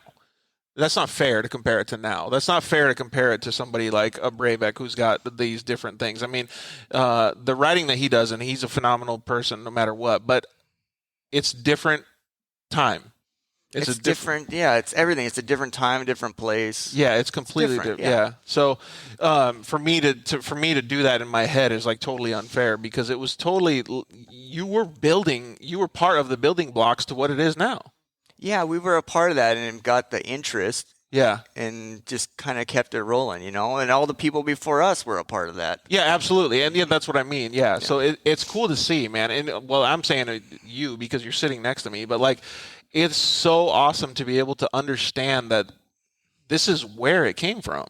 Yeah, it's where it started. Yeah, for sure. It's awesome to be a part of that. It really Part should of those be. steps. Man, do you look back now and be like, how many miles I've rode on my freaking motorcycle? Like, Yeah, it's pretty far. Does it? Pretty far. It's pretty do you far. miss it? Pretty far. Do you miss it? Like, does it? Does Oh, it make absolutely. like you wish you could still do it? Yep. Yeah, I think about that all the time, and my family asks me too, and they're like, "Do you miss it? Because you do all these cool things that now you shouldn't miss it." I'm like, "Fuck yeah, I miss it. I would love to be able to go out and do I that." miss it, and I miss the experiences and other stuff that we had. You know, as a factory hand, I got to go do the Dubai rally. I got to do the Tunisia rally. I got to do Morocco rally. I got to travel these cool places that you would never just go Right. and go That's ride true. your dirt bike. Let's go to Morocco and ride your dirt bike, right? If we're not It's talking like- about racing, did you have a favorite place? Because my bucket list still is New Zealand. So did you have a favorite place that you went? I never really went. We never really went anywhere. You were just besides at the race? racing. Yeah. But what about like a favorite moment or favorite place that you were like, or maybe something that Patty thought of? I mean, I used to just love going to Baja and pre-running. That was I the like fa- pre-running more than the races. Yeah. You know, that was just the fun time to just, and we did it mostly by ourselves. Mm-hmm. So you're just out there reflecting on your life and what you're doing. Like, wow, I can't Could you believe I'm imagine- riding my dirt bike right now, you know? Could you imagine if his brain could play like on a screen? Like Oh, how yeah. cool it would be to see Yeah. some of that stuff. Well, when he's telling it, I'm trying to like imagine some of the stuff. Like, Yeah, and since you're sitting in the seat next to him, you could probably imagine it more than most Yeah. people. But I'm like getting the vibe now too. Like that's so cool to hear those things, man. now with these, it's new memories that are, with these cars. It's like, dude, we were going fast right there. Yeah. Like, or the sketchy moments. It's like we pulled that one off. Yeah, it's because of all those miles, though. Yeah. I don't know what this actually means, but Kyle Carpenter said, "Hey, Chris, can you come take a look at this?" Question mark. Ha ha ha. Go win silver Oh, today. Kyle was my first guy for he was in the shop for 5 or 6 years working for me. Getting Really? the cars ready, from the beginning of the Oh, Can-Am so that's race, why he's so. saying it's like it's a Hey, Chris, can you inside come joke. look at this? Yeah, well, he didn't want to take any responsibility unless I said it was good, you know? Oh, so he's double checking. Yeah, double check. Or having you double check. Double, triple checking. That's pretty cool. All right, so you're going and you're doing all these miles and you're having all this stuff. This is like a fantastic way to be and to live, especially with a personality like you. I mean, you've worked your whole life to be able to do something like this, and you're getting the opportunity to do it. Yeah, it was amazing. Then I got to go again, and Kellen had gotten hurt. And then I ended up going the last year. I went the third year by myself. So I had a Really? full factory team, a full truck, full Red Bull backing, the whole nine for just me. That's no slouch. I was though, like, dude. okay, I'm like, man, no pressure, right? It's like no pressure, right? It's Man. like, come on, this is gnarly. So, and I finished third that year, which was awesome. It's pretty clear that you can handle pressure. Yeah. Then now I was on the podium. It's like, okay. And then went back home again, and I started talking to my buddy Scott Cox, and then you're finding out that these guys, all the other guys are finally talking to me a lot more. I'm friends with Cyril Dupre, and he's talking some more, and he's like, so how much do you train? And I'm like, well, I don't get to train, but I got to work. He's like, you work? Wow. These guys like, you work? I'm like, yeah, I have to work so I can Yeah, do I this. can go racing. And they're like, you should not be having to work. Yeah. And I'm like, okay, well, I like to say, work hey, though. You go talk to somebody. yeah. Yeah. I'm like, man, Who do I need to Brother out. talk they're to? sponsored by like cell phone companies and all Right. this stuff. I mean, he wins the race and makes, a couple $1 million, Whatever, yeah. I'm sure. And, we win the race and get some pocket change to go home with or something. They're It's like, just a different way. we upgrade you to business class. It's over there. It's like, it's like you're an IndyCar, NASCAR race Yeah. or something huge for them.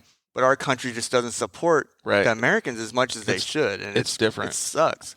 But I went back and I asked for a ton from KTM, and I asked for a lot what I needed to not work, Mhm. and they didn't want to do it. Me and the wife are like, well, this is our lowest number, and this is. We can't hear I Patty. I told Patty to come with me. I need you in there. Yeah. And we walked out. They didn't want to do it. Yeah. But I already had inside info that Red Bull was funding a lot of this program, and they Oh, okay. wanted me back. So I asked for what, and he. But that's all completely fair. That's It not was like totally you're asking. fair. I'm like, man, I went 3 times for hardly anything. Yeah. For a very small bit of money. Pocket change. Just He like, says. yeah. And you're I mean, it was talking enough, about enough to cover my month being gone and some racing. Right, and you're talking about it like, from a business perspective. Yeah. I'm looking at it more from like a life perspective. No, that's what he said. Well, You're I'm thinking- literally I'm like- going and laying it on the line. I'm like, I'm not going to go out there and kill myself now. right. Because, to win this race, each year you're going a little bit harder and a little bit faster. I'm like, it's going to take a lot more risk. You involved. quite literally deserve more. Yeah. Yeah. And I wanted more, and then they basically said they weren't going to do it. And then we left and drove home, and I got the phone call on the way home, like, how much can we do it? Can you do this? And then they wanted me to take on. You drive a hard bargain. They wanted me to take on. They're like, you're going to be the most paid off-road guy we have at that time. And I'm like, well, I should be. Yeah. At this point. And they wanted me to manage to justify the amount. They wanted me to manage the Baja team and Best in the Desert team that I was racing on. Yeah. That I was going to be racing on. They were going to do all this stuff because the rally department wanted to do a Baja effort, but they needed someone that knew what was going on. Principle, yeah. So I took the role then as I was the U.S. liaison for the Baja race team that I was on and that I managed and organized everything for. Well, okay, so I guess if you're looking at I'm like, okay, I'll do it. I want to be a part of it. I want to do this. Let's do this. And if you're looking at your glass half full, you're kind of already doing it, I guess you could say. I was already doing it. It was just, let's just do it. You know? Okay, gotcha. So, I mean, we did everything in-house, kind of like you said, like a satellite team. So basically, we just did it and handled it. So basically, you did get what you wanted from the contract. Yeah, I got what I wanted, and then I got hurt 6 months later. Okay. I got my 2-year contract that I wanted, and I got hurt 6 months later. Well, first of all, you got to have a pretty strong personality to be able to even go into a room and get the contract. Like, that's some serious dedication to be able to. And you got to know what you're fighting for, right? And that's your work ethic. Yeah. I felt like I worked hard enough to deserve what I asked for. Yeah. Well, kudos to you for doing that. And That's why he has Patty as a backbone, it seems like, over here. Business manager over here. Yeah, she's like, no, we'll walk out of here. So, because otherwise, this dude would have been just going racing. I just want to go racing, really, Yeah. Well, like, what am I going to, I can't buy my dirt bikes? How am I going to afford to buy dirt bikes? Yeah. That's good, though, that you have that level head behind you, making sure that you're doing what you need to do. So, and you're talking about getting hurt, going racing. So let's dive into that, because that's one of the things that that everybody sees now, right? Everybody understands that you got hurt. So what happened? So pre-running for 2007 Vegas to Reno, the second day just outside of Tonopah, I came around a fast high-speed turn. I got in like a truck silt rut. Mm-hmm. What bike were you on? I was actually on a 525. Okay. We had a 525, and we were going to race a 690, one of the special prototype bikes. Uh-huh. And Cyril Dupre So was that a KTM production bike at the time? Yes. Okay. Well, no, it's not a production bike. It was basically a trimmed-down rally bike kind of version. Gotcha. They made all kinds of cool stuff that we got. So that But you guys made all kinds of stuff for what the general public sees now. But yeah. So Cyril was actually on the big bike, and I was on just my 525, and I just came around a berm, high-speed sliding, and went into a silt rut, and then hit the, there's always a curb on the exit. Right. And I stood it up on the curb on the front wheel, and I ended up hitting like another rock, and I went over the bars, and I was still holding on. Oh, okay. Just got tangled up with the bike and broke my back. Got a spinal cord injury. Do you? What part of your back did you break? T6-7. Okay. So I don't have much below my chest at all. Right. Yeah. So your abdomen and stuff like that. So maybe take us a little bit through. Did you get knocked out when you crashed? I was still conscious the whole time. I was laying on my back and I was trying to get up, and I was like, this feels weird. It didn't work. And I had my neck. I had a Liat neck brace on at the time, so I couldn't look down, and I couldn't feel my legs and even see if they were still there, if I was even connected still. So I was a little worried, and I was choking because when you get the spinal cord injury, your abs shut down. Right. You don't have any core strength, so you can't even cough. Right. So literally, I'm choking on a bunch of dirt and suffering, and then I think Johnny Campbell was the first one that came up. Do you remember how long you were sitting there and what was I wasn't there very head? long. There was I laid there a long time, but till the first person got there was only a minute or two. Oh, okay. Because we were all just hanging out of the dust pre-running. Right. And then they end up setting up a whole camp, and there was truck guys there, and they put tarps over. Don't me, fast forward too much, because I want to know what you were thinking at the time. Were you sitting there going, okay, I know what's happening, or like I still don't understand? I knew what was happening. Oh, okay. I knew I was jacked, and it wasn't good. You know, right. you just like, you can't feel your bottom half of your body and your legs is not a good sign. Right. I So- remember when I had my spinal cord injury, it felt like sandbags. I think I was already preparing for the next step. Really? Like literally laying there in the dirt for 4 hours Wow. waiting for the helicopter. That's crazy. And what about when everybody got to you? Everybody got to me. They basically set up a camp. They took care of me, and they kept me stabilized. Mm-hmm. I mean, I just got really lucky. It took forever because it's, you're in Tonopah. You're Right.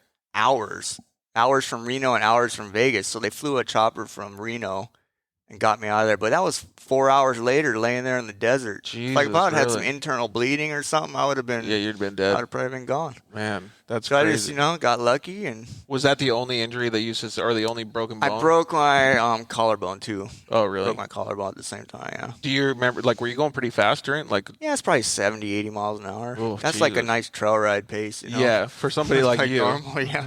But yeah, that is enough to.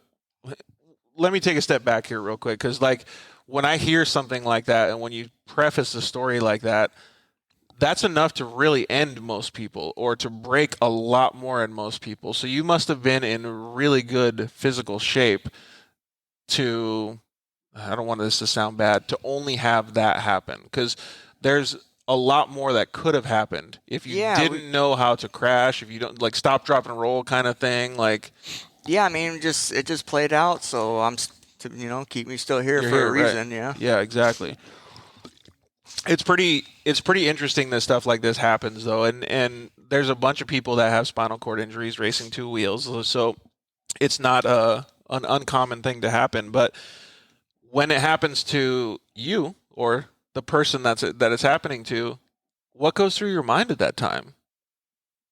Well, I don't know. You're just wondering. It's like, is it going to come back? What's going to happen? Hope, What am I gonna hope for the do? best, plan for the worst kind of thing? Pretty much, yeah. You just don't know. You don't know. Yeah, I guess you don't know what's not going to... Because it's not like you can just, You can't look plan up for an it. experiment and plan it, and see if that, it's not like you race in a dirt bike, like, what happens if I have a spinal cord injury? Right. You think about breaking a bone, tearing yourself So, up no, where that- you're you can immobile fix for a that. while, or if you actually die, but you Yeah. don't really think of spinal cord injury. That's Right. not like the... Yeah, you think like, The okay, thing, I'll be yeah. back in 6 weeks. It's not like what will happen next. Yeah. Or I could be out for a couple months and then fine. The unknown now, just So it makes it a little bit different, and it makes me happier to be having this conversation with you, knowing the work ethic that you have, because there's been so many people. I've done a lot of spinal cord injury talks and rehabilitation with other people with injuries and things like that. And unfortunately, there's been people that have come through and talked to me that I can't talk to anymore because they haven't had the drive and work ethic that you have. They've just let it go, and they've moved on. Unfortunately, they passed on. But you have to be a certain person to be able to move forward, right? Oh yeah, I was in the hospital for a week, ICU for a few days afterwards, and then they transferred me to Loma Linda, and I was already ready to work.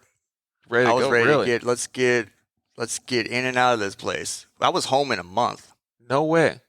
I was at home in 4 weeks. So they teach you all of these new ways You to have live? to pass all these tests and do all these things and do certain exercises and all this stuff. I was like, let's make it happen. Yeah, do it as fast Get as it possible. freaking done. Once again, want to be the fastest one.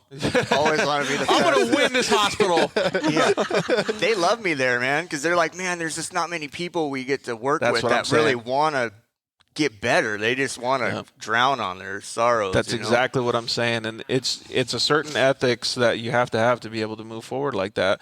It's cool to hear though, like, and it's not cool that any accident happens to anybody, but it's cool to hear that you were able to persevere through all of it. I mean, I was in the rehab for about a week. And so Quinn Cody, my buddy, he was on the KTM team for Baja. Mhm. And I called up Quinn and I'm like, so what are you doing? Have you gone down and got the course notes and stuff going yet and planned the pits? He's like, well, I've been kind of just waiting to hear from you because I'm managing the team Yeah. from the bed. Really? I'm like, well, we're Still waiting to hear from focused you if we're still going to go on with the race in the Baja 1000. I'm like, why wouldn't we? Wow. So I'm like, yeah, we're going. I'm like, you better get the crap together. And he came in like a week later with all of his notes. We started putting the pit book together. Started calling people really? in rehabs, laying there in the bed. We're calling volunteers and getting it sorted out. That's crazy. First of all, that's cool that you're still dedicated to doing that. But I think that there's an other side of it too, though. Like having that drive and having something to do probably helped take your mind off it too. Yeah, I mean, it's like, well, if I can't race, I'm going to manage the damn team so we can go win.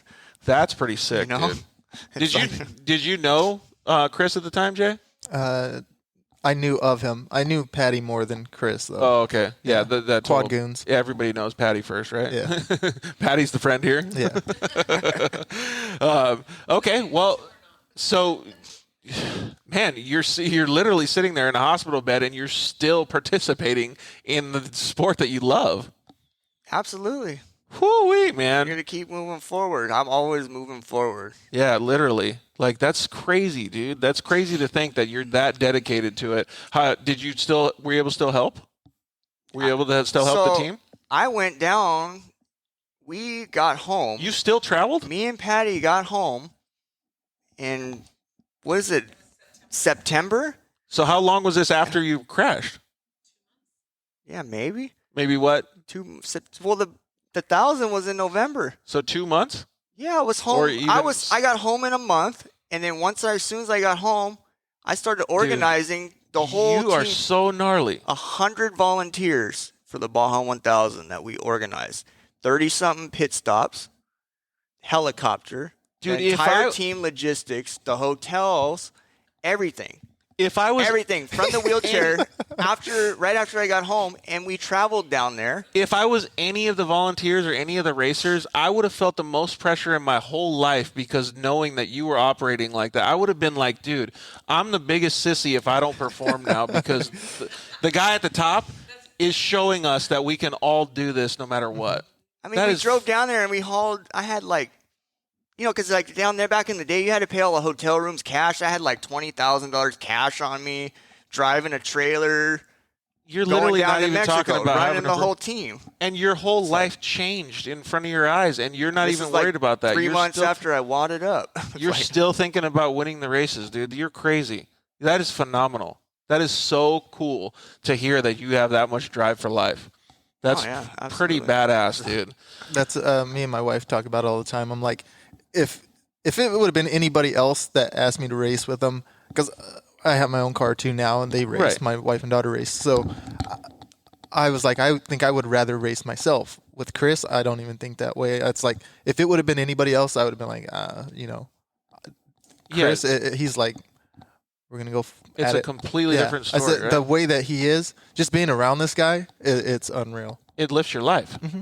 Yeah, that's crazy, man. Well, first of all, look, we could keep going on this. Like we could probably have an 8-hour show here, but we know you got to drive back to Apple Valley. But anyway, so I don't want to step over this and not give you as much credit as we should. But people should understand that there is no way that you can live your life any harder than that. Like, that is so much focus, drive, and determination that it's very, very seldom that anybody will ever live that top-level life.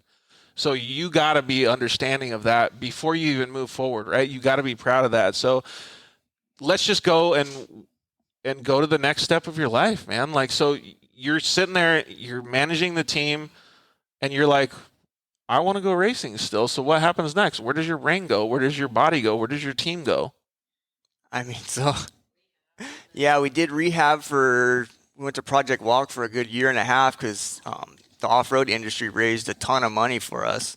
I think over $100,000. And I spent every dime on rehab just to try to get better. Get as much as you can, yeah. I got really lucky with everybody. So all my, KTM, they basically kept me on the same contract. Even though I was just managing the team, I wasn't racing. They kept me on my same contract. They didn't just ditch me. And then after the first year, we renegotiated. I was just a, manager for the team, and they kept me on. Red Bull paid me out my 2-year contract. Everybody just kept they didn't just dump me. And most companies would have just said, no, sorry, and then your contract's void. It basically says that in there. If you get injured, they can just void the contract. Right. Everybody kept that going so I could go to rehab and try to get better. And I mean, that was just better. The rehab was huge just for mental aspect. Yeah. You're around other people with the same kind of injuries and same kind of issues. And the mental portion of it is like 90% of the battle anyways. Yes, absolutely. Yeah. Like he's sitting there not being able to move or having all these, we'll call it demons inside, right? Because you're going and changing your whole life. It flips upside down. It does. And it's actually worse for my wife. For the people around you. People around me than just me. I was able to handle it, I think, pretty much fine.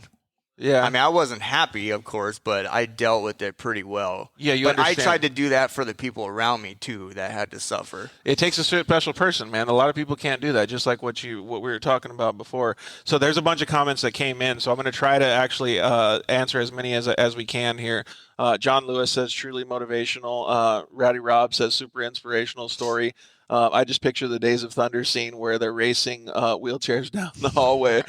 Yes. Can you imagine this dude at the hospital and the nurses be like, slow down, fucker. Let's go faster.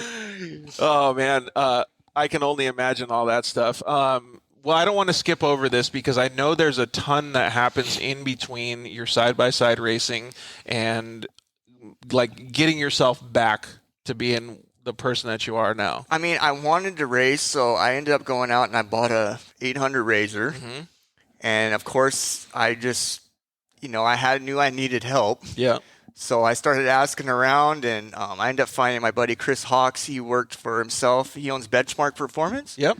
Chris was on the show with us. I worked with Chris at American Honda. Yeah. He was in the R&D department. Yep. And I knew him from over there. And he worked with, I think it was Todd at HRT Motorsports. Yep. So they are the first, they jumped on board, they did up my whole car. They did K's, they hooked me up with long travel, they got me hooked up with Fox to help me out with the shocks. That's some of the They did best a in the fuel business cell, already. They did all that stuff, and they got me racing out there. And I did works races for a while. I always took someone with me, too. I never even rode by myself. Even Like a little you did 800, before. even at the works race. I was just like... Yeah. She wanted always someone with me. I'm like, fine, I'll put someone in. Patty It says was somebody way has more to go. fun, Yeah. especially when you win in a little 800 with two people in I it. said nowadays Sadie will jump in. I know, right? And I did that for a few years and then kind of got out of it. I just ran out of money and got sick of working on it. Yeah. And had to focus on my business. That's when I was Yep. all out on my own. And then I wasn't involved with Life. I really didn't really like politics, so I got over the politics Yeah. with KTM, and I just wanted to do my own thing. Yeah. Makes So sense. Yeah, then we built the National Hare and Hound series. Yeah. So we started that group with the AMA and helped promote the series that was already happening. Oh, really? And help build that up. So we did that for 5 years while I had a bunch of sponsored riders. So I saw potential, of young guys, and I had the opportunity, that someone believed in me. So I wanted to give that back too. Yeah. So I still had ties with KTM and help. So we basically started sponsoring You're connecting a whole bunch of dots, huh? we were managing. I was doing my business, managing the Hare and Hound series, talking to all the clubs, dealing with all that. Lining up Then riders. I had riders riding for me, working on their bikes and helping them be better people and racers. All that, like the whole time. This whole time, I mean, it's Like clear this- that your wife helps you and is passionate about the same stuff that you are. But hearing all of these different things happen, I mean, like you have to still be putting effort into your own life. You're going through rehab. You're doing all these things. Like having a spinal cord injury, you're in rehab every day, basically. But so when do you get time to sleep, dude? Like, gosh, dang. All I do is work and sleep, pretty much, and go out to the desert. He sleeps for 2 hours a day, probably. His mind races. I know his the mind whole time. races. He's dreaming about all this other stuff at the same time. I really don't do a whole lot. The wife gets mad at me sometimes. I feel like while he's sleeping, there's still spreadsheets getting done on the side or something. Like I literally work, come in, eat, watch maybe an hour of TV, and go to bed and get up and do it all over. dedication, every day. man. Dedication to Every day. motorsports. So Big Tim 352 said, it's cool to hear the stories, Chris. I remember the days at Mid-Cities, the parts department, with your pops cheering you on through Dakar. Cheers and wish you all the best. Oh, that's awesome. Yeah, it's pretty cool, man. So you probably get all kinds of different messages from people all the time, just being like, "Oh, this story or that story or good luck or whatever it is." Yeah, huh? so it all comes around sometimes. It Yeah, pops right. up. You're like, oh, that's random. but Some it's guy's cool, like, right? hey, remember me from this? I'm like, yes, I do remember that. So It's like- as much as we all might hate social media, it's kind of cool that people can still follow you the whole time and see what's connected, up. yeah. and be connected. All right, so let's get past a little bit of the two-wheel stuff. And since you got your Razor 800 and you're kind of on the edge or whatever, like what's the next like kicker that's like, dude, I can go racing again? well, there's still more in between all this. We don't have like you still got to get home tonight Well, and go then to I work got tomorrow, back in. dude. We did RC cars as young kids. Yeah, I did those. I got back into radio control cars, and me and my brother and my dad, me and my brother especially, we took that to the next level. Really? And we were getting a lot of help racing cars. So I had to find There you something go. to race Yeah. in between. So we did that for a good 5 or 6 years and had a lot of help and support with radio control cars. Nice. Of course, you can't do anything half-assed, right? Yeah. And then You finally, probably know one of my friends, so- Adam Drake.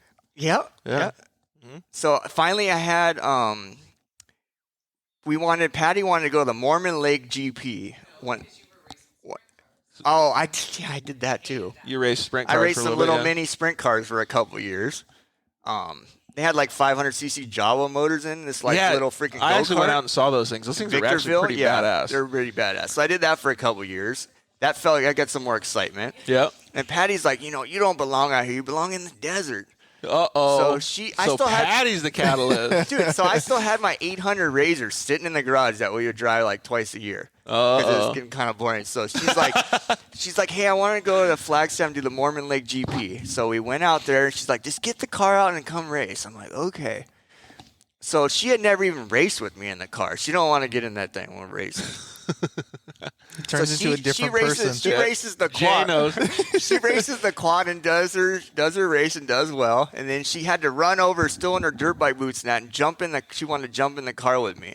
We went out there from the last row and just sent it. And we were passing guys in 900,000 cc cars and my 800 cc freaking Razor at like 7,000 I can only feet with like imagine 30 how- horsepower, just sliding around guys like they're just in the way. His line know? choice probably has to be so pristine, like knowing what he's She's done. over there screaming like, you're going to hit the barrel. I'm like, no, I'm 2 inches away. I'm good. We have I got plenty 2 of room, inches, honey. Plenty of room. We're like cutting people off and sliding around.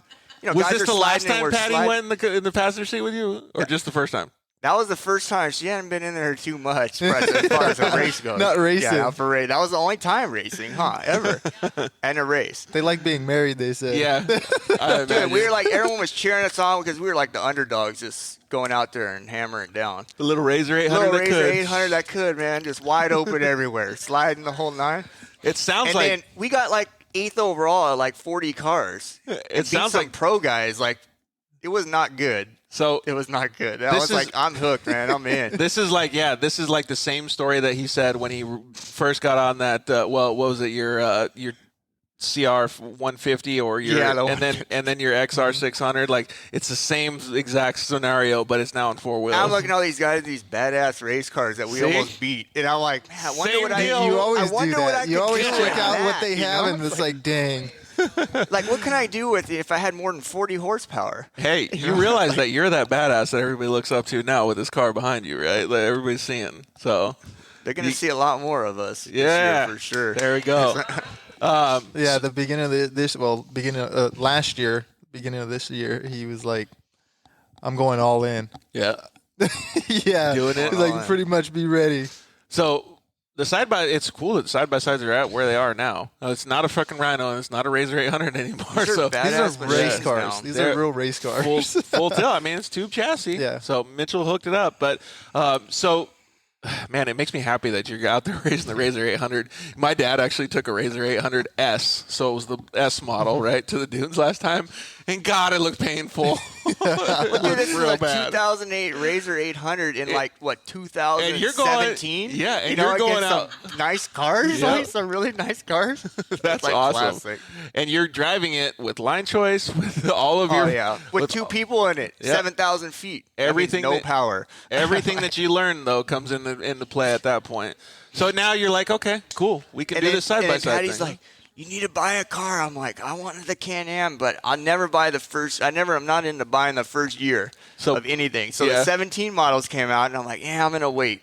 I'm just going to hold out. She's like, you're going to hold out? I'm like, I'm going to hold out a whole year. Yeah. And I'm going to start saving up. And then I was able to, I bought an 18. Goals. I bought an 18, and I was able to buy it cash and go racing. I don't like financing toys, you know. Yeah, exactly. Not a good Something way to that's go. going to get fully beat So up. I saved up the whole year, and I'm like, all right, let's go racing now. Gonna get a car. Here we go. So what car was it that you bought? I bought a Can-Am X3, the 18 model, and then Rob at RG Fab, he's local to me, so he did the cage and doors and all the safety equipment. Dialed it in? Yep, he did a good job on that and helped me out. Did you already have your eye on a series that you wanted to do then? I was going to do, it was the Cal City series. Oh, the okay. Peralta series. I've heard about that. Because there's a whole lot of local choices.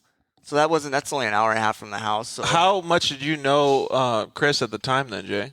I knew him pretty good then. Okay. Yeah. So by this time you're like, okay, maybe I could have a co-driver with Jay? Yeah, I was like, I didn't really know anybody else that was too close to me that would get in. I'm like, who's dumb enough? I'm like dumb enough to come race with this guy, right? It's funny though because co-drivers are like a breed by themselves. I don't want to do that. Yeah. It took me a while to let go of being in control. Yeah. Everybody says that about me too. I'm either way. Like I'm like ambidextrous. I could go either way, so it doesn't make any difference. I could jump in the co-driver's seat or whatever and be completely fine. But a lot of people say the same thing as you, like Dramamine, like I'm not doing it, no way. Like, so I mean, yeah, he makes it happen. Yeah, I don't know. It's cool. And then so since this show can't be 5 hours long, we got to like start kind of like at least chopping at the bit. Like you won races in your side by side. You like this Can-Am is like your deal, like you're going into it. Like what's the next like little milestones that you guys had? It was just building, winning races and building the sponsor list. I mean, I couldn't afford to go racing how I know how to go racing out of my own pocket. It just wasn't going to make sense. So I'm like, well, it's not your first rodeo though. It's not, but it's a different side of the industry, which made it a struggle because a lot of people didn't know my background, but the ones that did, like Chris at KWI Clutching, I sent out, basically I didn't even have the car yet, and I sent out like a resume and email asking for help. Just an openness thing to just let people know that it might have an interest. Right. Chris hit me back in like an hour after I sent out. I'd love to help you with anything you need. Yeah. I'm like, really? There we go. He's like, I know where you come from, and you're going to make it work. It ties all in with the stuff that I was saying before. Like, it's not just a side-by-side industry. You've built relationships your whole life, understanding all this stuff, and even your work.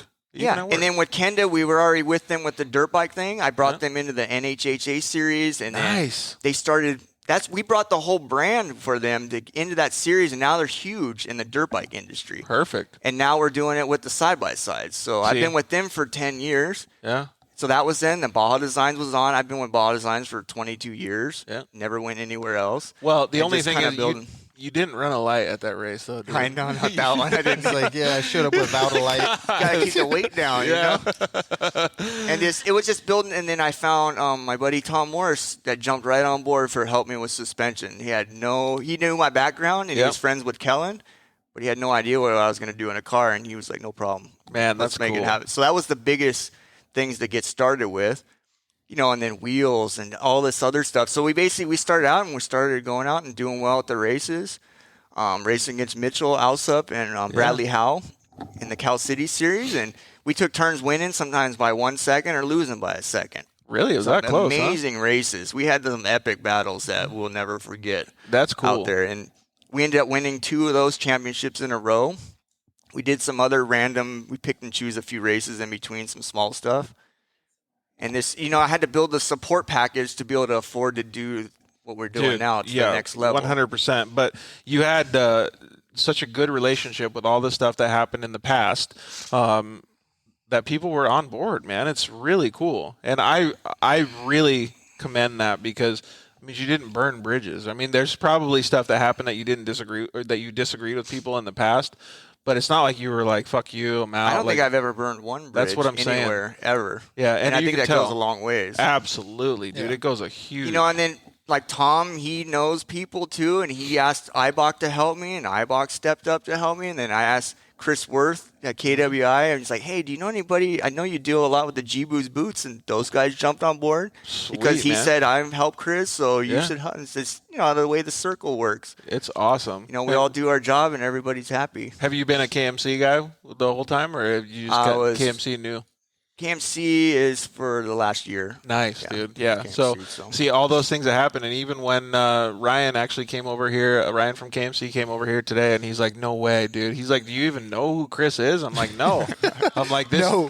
this is awesome." So he already. So he knew me from my background too, and Right. jumped on with the wheels when he Yep. was over at Raceline. And so that's what I'm saying is a lot of those times that you didn't burn any bridges, you clearly made friends. Like all of those things mean a lot to people, and that's kind of the way that you started on this show, man. Like that. I've always been pretty loyal. Yeah. It's Really crazy. loyal. It's crazy how the sponsors are now. Like when me racing and stuff like that, all my sponsors, I always tell them, I never have signed a contract with all Right. my, like Josh from Cryo Heat, like he's my buddy. Yeah. And like he'll do anything for me. Absolutely. And I never had signed a contract, never did anything, even with wheels and tires and stuff that I would get from the other sponsors. I never signed a contract. It was always, they were more my friends than a sponsor. But that mentality and that handshake mentality, I mean, like nowadays, like, Yeah. contracts are like pretty standard, but Yeah. like that mentality is exactly what Chris built his whole life. Yeah. And that's why I said all the guys that he has had, like bottle designs and stuff like that, for Whatever 20 you need. years. Yeah. Yeah. Whatever I'm you need. considered Just- like a legacy racer now. No, Forever. is that like dating us now? Is Yeah, that- I know, right? It's all about that loyalty. You really got to commend yourself for being like that type of an individual, though, because there's very few people. There's so many resumes that come across any of those guys' desks. Yeah. For somebody to say, yeah, whatever you need is a really, really massive pat on the It's back. huge, and it's just nice that people believe in you like that. Yeah, I mean, people And probably. I enjoy getting results for them too. Yeah, And I 100%. love development. I love testing. Yeah, I love doing all that. And you that's, literally live that. Yeah, I love driving and testing and developing and figuring stuff out and making stuff better and faster and everything. So going through and telling people that you're going to get started in this side-by-side game and having that reaction, were you just like, hey, man, let's go. Let's do this. Like, this is the next thing in my life. Yeah, I mean, I want to do this professionally one more time before Yeah. I'm too old to, You know, you can race Before these he's a things. legend. I know, from a legend class racer, right? You know you can race these things for a long time, right? I know. I plan on it. I Well, just the way want. I this want to thing is race. working, I want to yeah. race at the top level. Yeah. I want to get to the top level, but we're at that point where I'm going to go all out this year, and then we're going to have to hopefully Can-Am steps up more, and we need some, some parts and more financial support. Yeah. Well, I'm glad that people are starting to work their way up. I think that you have a really unique story, man, and you have a lot of people behind you. I think that you should also look in non-endemic places, man. Like the reason that I got into side-by-side racing was I couldn't afford it, but Supercuts, the haircut store, was the one that helped me get into it. So those types of things with your individual story and the drive and work ethic that you have, I think you have a really good opportunity to get outside industry support. And you've already been a leader in everything that you've done, and you've already been on the forefront helping other people. So I think it'd be really easy for you to have those things come on board. Just need to, get with the program, right? I don't know. Not necessarily get in with it. Not necessarily just get with the program, but your work ethic is phenomenal already. So I think it'd be something that you could do pretty easy. But so you have done very well in the side-by-sides now. I mean, I know you have lofty goals, dude, but you got to be pretty proud of the races that you've won so far. Maybe you could tell us a little bit about those. Like this year, so we went to 4 events, and we won the first DP4. We won the stock class at Legacy, and then we got third in a limited at Best in the Desert. Yep. We had some issues. We didn't have enough testing on the car, doing last minute stuff. Look at this guy. First Always race. can do better, right? We were battling for the win, in the class and a top 10 overall for sure, and just stupid little things, And then we won the DP4 race a couple weeks ago with a couple big players showed up, and we took care of business. So as a racer, when you get like, I don't know, I know that I kind of know how you're going to answer this, but as a racer, when you're going in and you're saying, okay, well, we made a top 10 there, well, we could have done this better. Do you go back and you're like critiquing yourself as well? Oh yeah, absolutely. Well, like, we ran we had issues on the last lap in the beginning, and then we ran a higher pace, and I realized I could have run that pace the whole time. Oh. But, I hold back some. And is that something that you were able to pick up on too, Jay? Yeah. Oh yeah. I know when he's like, kind of being easy on the car, or he'll back it down, especially if we get out in front. But then there's been times that he's like, we know people behind are pushing hard. So now it seems like he's running 100% or not, 90% the whole race. 100% of the pace that can be run. Yes. Yeah. And if we notice something, then I'll just say we need to back down. And how does that work though? Like as a team, we'll call you guys the team. When you're understanding that, okay, I can drive this car at 100% of its level and it's going to survive. But then is that something that you can say, I want to push harder here? We have to change the car here. We have to change my driving style. Like, what's the way to get better? Normally, I drive my car at 80%. Okay. That's the pace I would like to drive and like to race at, to not destroy all the components on my car that I have to replace. It's not even the fear of breaking down or breaking stuff. It's just the wear and tear that I can afford to spend each race. Mm-hmm. But I can take it to another level, no problem. But I don't have the budget to replace all the parts that I know are going to need to be replaced to run that pace. I still think that's a good situation to be in, though, because it puts you in a position where you can understand how to make yourself better to make the car go faster, not just the car better for you to go faster. Yeah, it's tying in both. Right. Exactly. Now we have an amazing setup car that I can drive the wheels off of and not destroy everything. So now you just have going to be pretty nice. Yeah, that's going to be cool. I'm really excited to see what happens, and to know that you've already done that before having the vehicle, like, is pretty phenomenal too. Because it's not very hard to destroy a side by side in a race. You can easily destroy a car at the dunes, and that's not even racing. Mm-hmm. So for you to be able to manage a car like a Razor 800 and to now get up to this ability where you can push the car has to be pretty cool. Yeah, it's awesome to have a car built like this that, but Mitchell built and put together. Prep. A lot of it is prep. If you look at every single bolt on this car has been touched. Mm-hmm. It was just out last weekend. So Saturday we were out, dude, and a full prep has been done on this car. Yeah. That's what I said when I went over the trailer to help you unload it. It looks like it's fucking brand new, dude. Yeah. Like, it looks brand new. Well, I'm pretty easy on my equipment, too. Here we go, racer guy. I am. I'm easier on my equipment than most anybody else. Well, because we're faster on the course than sitting on the side of it. Yeah, absolutely.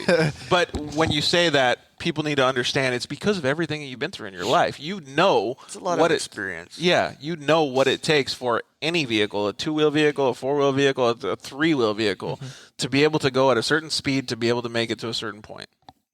So it's pretty good that I love that you're in side-by-side racing, because as much as you may not understand, you're going to elevate the sport just by being out on the course because of what you know. I hope so. Yeah. It's nice to see how it progresses, It is super cool, man. Fast. And you're winning. Like, you're already winning, dude. Like, you're winning races. You're going to win some bigger races. Yeah. So keep it going. Like I said, that racer mentality is popping in. Ron Rice commented in and said, love getting to ride with you at the Dirt Rider magazine 24-hour torture test. Never forgot trying to keep up with you, Chris. What was that? Awesome. I used to do all kinds of stuff. Testing for 24 hour, yeah. What was it though? The 24-hour torture test. I'm not sure that was a 24-hour. Dude, we did all kinds of cool events on bikes. Always riding. So it was just some sort of Dirt Rider event that happened on the dirt bike? Okay, cool. That's actually cool, man. So, Ron, that was cool that you got to experience that, man. I wish I could have done that. And his comment above was legendary. That's awesome. So I think you are on the way to being legendary, man. Maybe it's not in the Dakar rally like you had planned on it, but who knows? Maybe you do a side-by-side in the Dakar rally, huh? Never know. Yeah. You never know. I never thought I'd be a dirt bike racer at one time, Yep. Never thought you'd be sitting there with your wife at a new house with a letter coming to Honda from KTM. And no job. God, man. The stories, dude.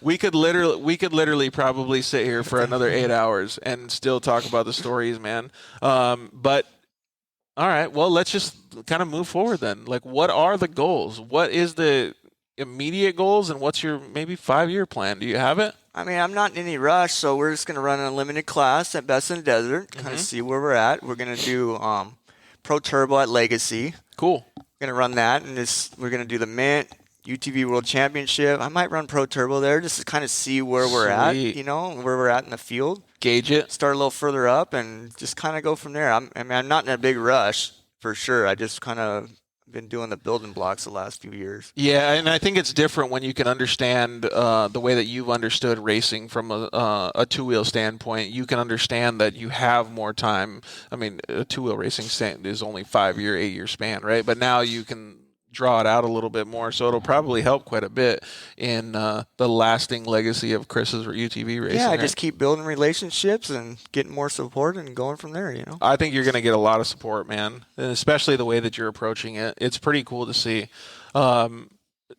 One thing that I had a meeting with the Husqvarna guys too, and I asked them, "Can you please make a side-by-side? Can KTM North America please make a side-by-side?" I was wishing they were doing that after I got hurt. Believe me, I was already in. You know, come on, I can transfer right into one of those. That's where I was going with this. I was like, man, he must have really wished. Have you seen that KTM Oxbow that they have? That car? Yeah. That thing's pretty sick, right? The all-carbon fiber thing. Yeah.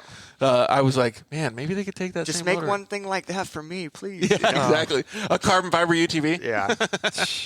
All right. So before we get off the show, though, is there anything else that you wanted to bring up? Anything that you had on the roster? No, I just like to thank our family and friends for just all their support and putting up with my crap and my constant working. Yeah, exactly. All work and no play. Actually, we get to play a lot. Me and Jay have been playing like once a week. Really? Testing. So, but that's work these days, right? I know, and just man, all of our sponsors have been incredible. It is cool. You got to be pretty proud of your Blais Racing Services as well, because you said that you weren't just doing dirt bike motors or two-wheel engines anymore. You're getting side-by-side stuff. Yeah, we're doing some now. Side-by-side stuff and some Can-Am engines and all kinds of stuff. Have you done any other manufacturers' engines I haven't too? done any Polaris yet. I mean, an engine's an engine to me, you know. Right. I just need the one to show up in the shop when we start working on it. And it's kind of cool that you have those long-lasting relationships like Chris from Benchmark, because you guys probably talk more than you ever thought you would, right? It's just, it's funny how you build those relationships from when I was a kid, you know. Yeah. And they're still, it's like, hey, I know what you do, you know. Let's do this. Exactly. It's pretty cool. So when you think about what's going to happen for the rest of the year, you clearly think about winning, but do you think about going and helping and being a part of other teams to be able to get a driver's seat to do like a 1,000 or a Dakar or something like that? I would love to do some Mexico races for sure. It's just getting in. It's being taken seriously as a racer to get a chance to go in and do something like that. Someone else's car. Yeah. It's kind of funny, that they though. can trust you with. And, you know, my hand control, everyone worried about the hand controls, but literally I have my hand controls bolt in. You spend a few hours setting them up, and a normal person drives with the pedals. They're still there. It's all still there. Nothing's in the way. Exactly. Like me and Mitchell can team up together, and he can jump in right after me and not even know the hand controls are there. So I wonder if it's just time, people just understanding who you are as a person. And I guess a fault of mine as well is like I go to side-by-side races all the time, and there's so many people out there that it's hard to know everybody, right? So when you do get the opportunity, it's just going to be one of the guys that you met kind of thing, keeping those good relationships going, I guess, right? Yeah. So there's a lot of people that have chimed in direct messages and stuff, telling me who you were and how motivational of a person that you were and how awesome of a person that you were. So I think you're on the right track, man. You're doing a good job. Yeah, I just keep moving forward. Yeah, moving forward all the time, always right? Moving forward. Never sitting still. Okay, well, man, I really appreciate it. And thanks for you coming in, Jay, and hanging out and telling stories. Do you have a funny story that we can end the show on? A funny story? Yeah, because we're going to play the rapid fire before we end the show, but a funny story about Chris before we do that. No, I don't think so. Just I'm not that funny. He's not that funny. I got to scare him one time in my car though. My daughter actually took him around one of the loops we have. So then I jumped in. You sat in the passenger seat? Yeah, I sat in the passenger seat with this dude. Whoa. Yeah. I was like, man, I don't know about your driving. Whatever, dude. I was like, Just completely different car. I was a little worried for a second. I'm like, yeah, let's just go.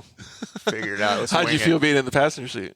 It was fine. I could deal with it. You're not that into it though. I trust him. I don't trust myself. I know. He started doing it. I'm like, yeah, I don't know.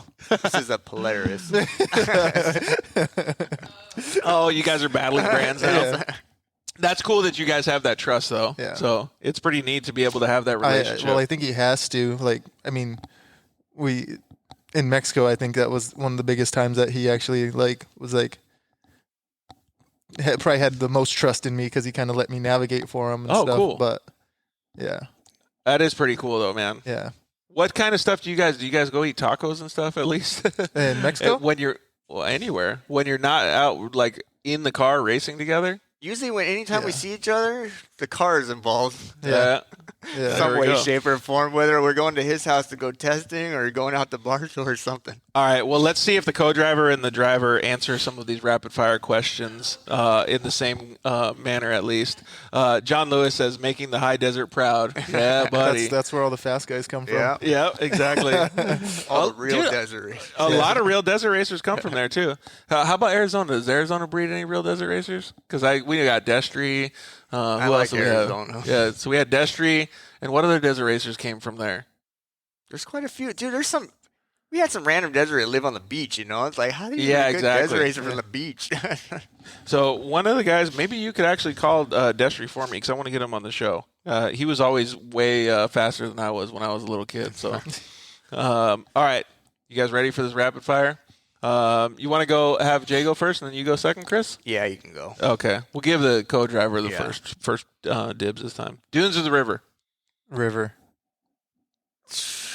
River, too. I don't like the dunes anymore. I was gonna say I'm over the dunes. after told those you. little, what do you call them? Camel humps or whatever? Camel grass. Camel and grass. Sonora Rally. No, I Sonora would Rally. totally- That was We had some cartwheels there. That was not fun. yeah. I would totally pick the river after being in those situations too.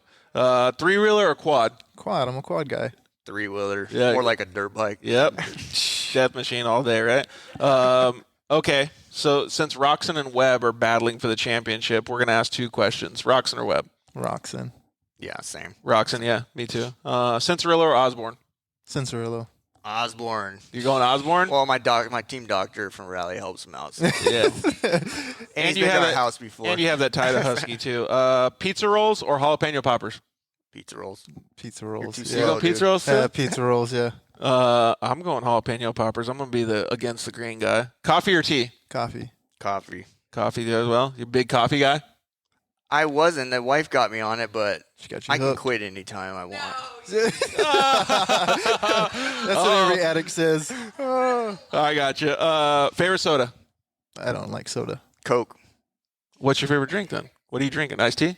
Water or Water. Gatorade. Water or He's Gatorade? really boring sometimes. And He keeps me on a diet. so what'd you pick for your favorite soda? Coke. Coke. You're going just straight Coke. The Mexican Coke, though. Yeah, that was even Oh, dude, the real Coca-Cola, like the real the deal. OGs. This one's a good one. If you could have any superpower, what would it be? I have no idea. All right, let Chris answer, and then you come back. Dust vision. Dust vision.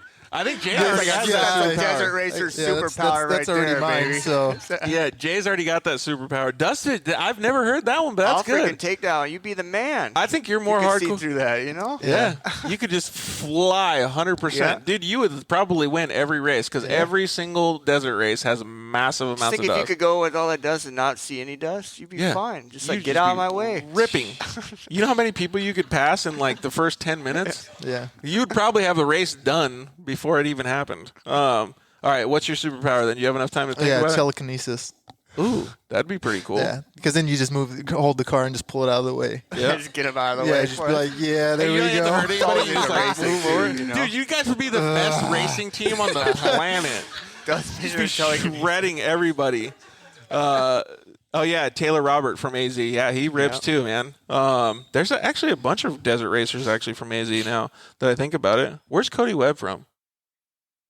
Shoot, I don't know. I can't keep track. Yeah, me Too neither. many racers. There is. Uggs or Crocs? Uggs. I hate Crocs. I hate Crocs with a Dude, passion. I don't even care about that. Yeah. Chris Doesn't keeps the work same for me. pair. I wear the same shoes. You know, my shoes, they don't wear out on the bottom. When the toe gets all crusty from oil, then I change them. Yeah. You put new ones on. Then you're good to go. He's like, how do they feel? He's like, I don't know. No, funny story. This is a funny story. Okay, here we go. We wanted the Yep, funny right story. here. In Mexico. Fresh Alpine Stars. They just gave us the, Oh, man, he's bringing that out. So, you yes, Mexico. I wasn't there, but I heard about it. And Chris, he's like, man, something's not right.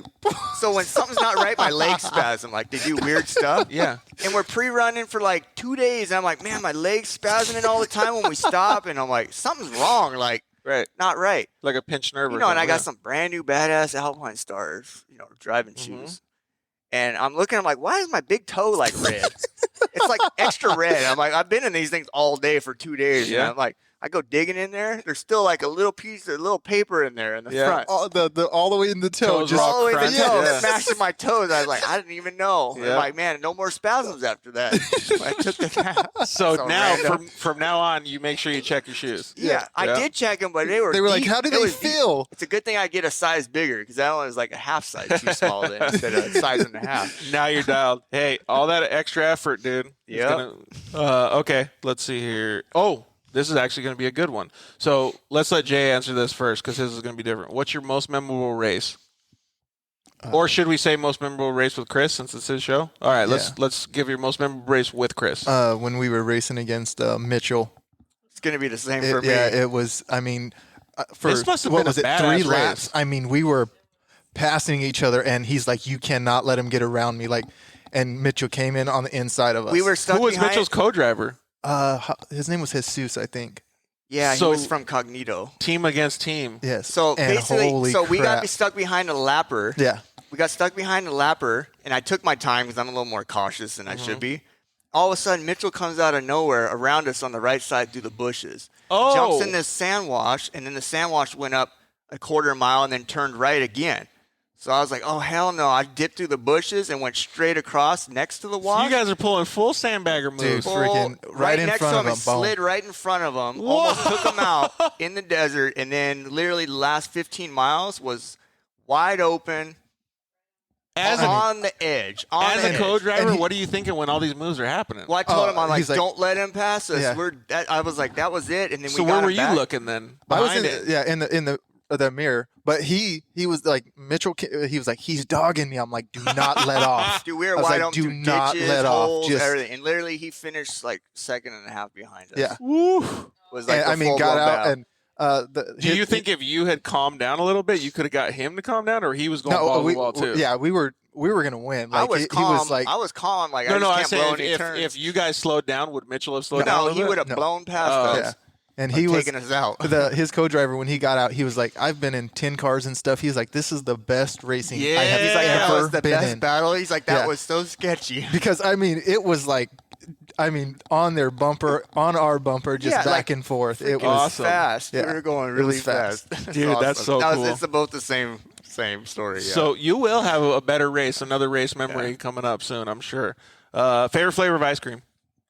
rainbow sherbet. Sherbet. How do you say that? Sherbet? It's not sherbet. It's not sherbet? No.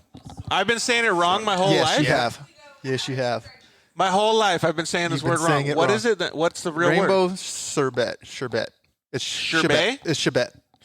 Rainbow Sherbet? sherbet. Yes. Dude, I'm chocolate standard. Standard. Pretty But I mean, I didn't mean to. Yeah.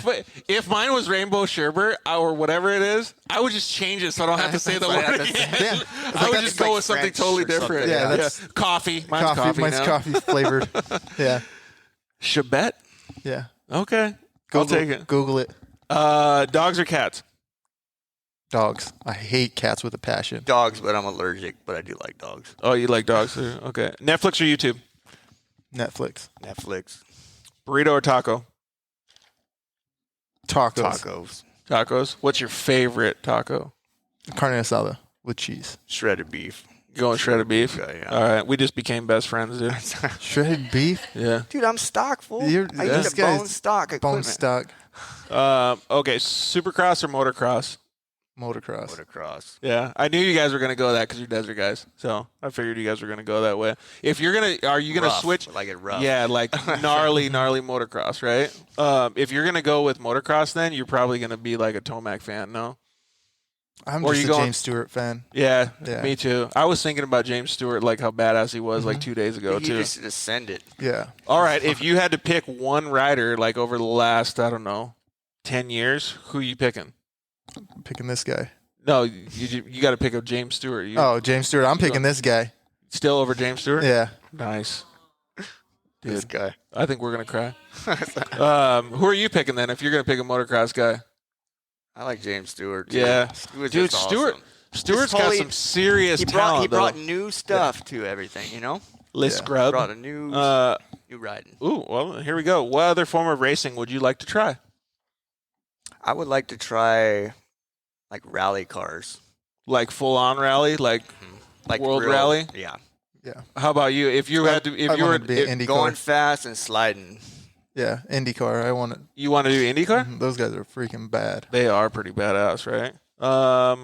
Ooh, last question of the night, boys. And this is a completely profiling question: chips and guacamole or French fries and ketchup? Fries and ketchup. Fries and ranch.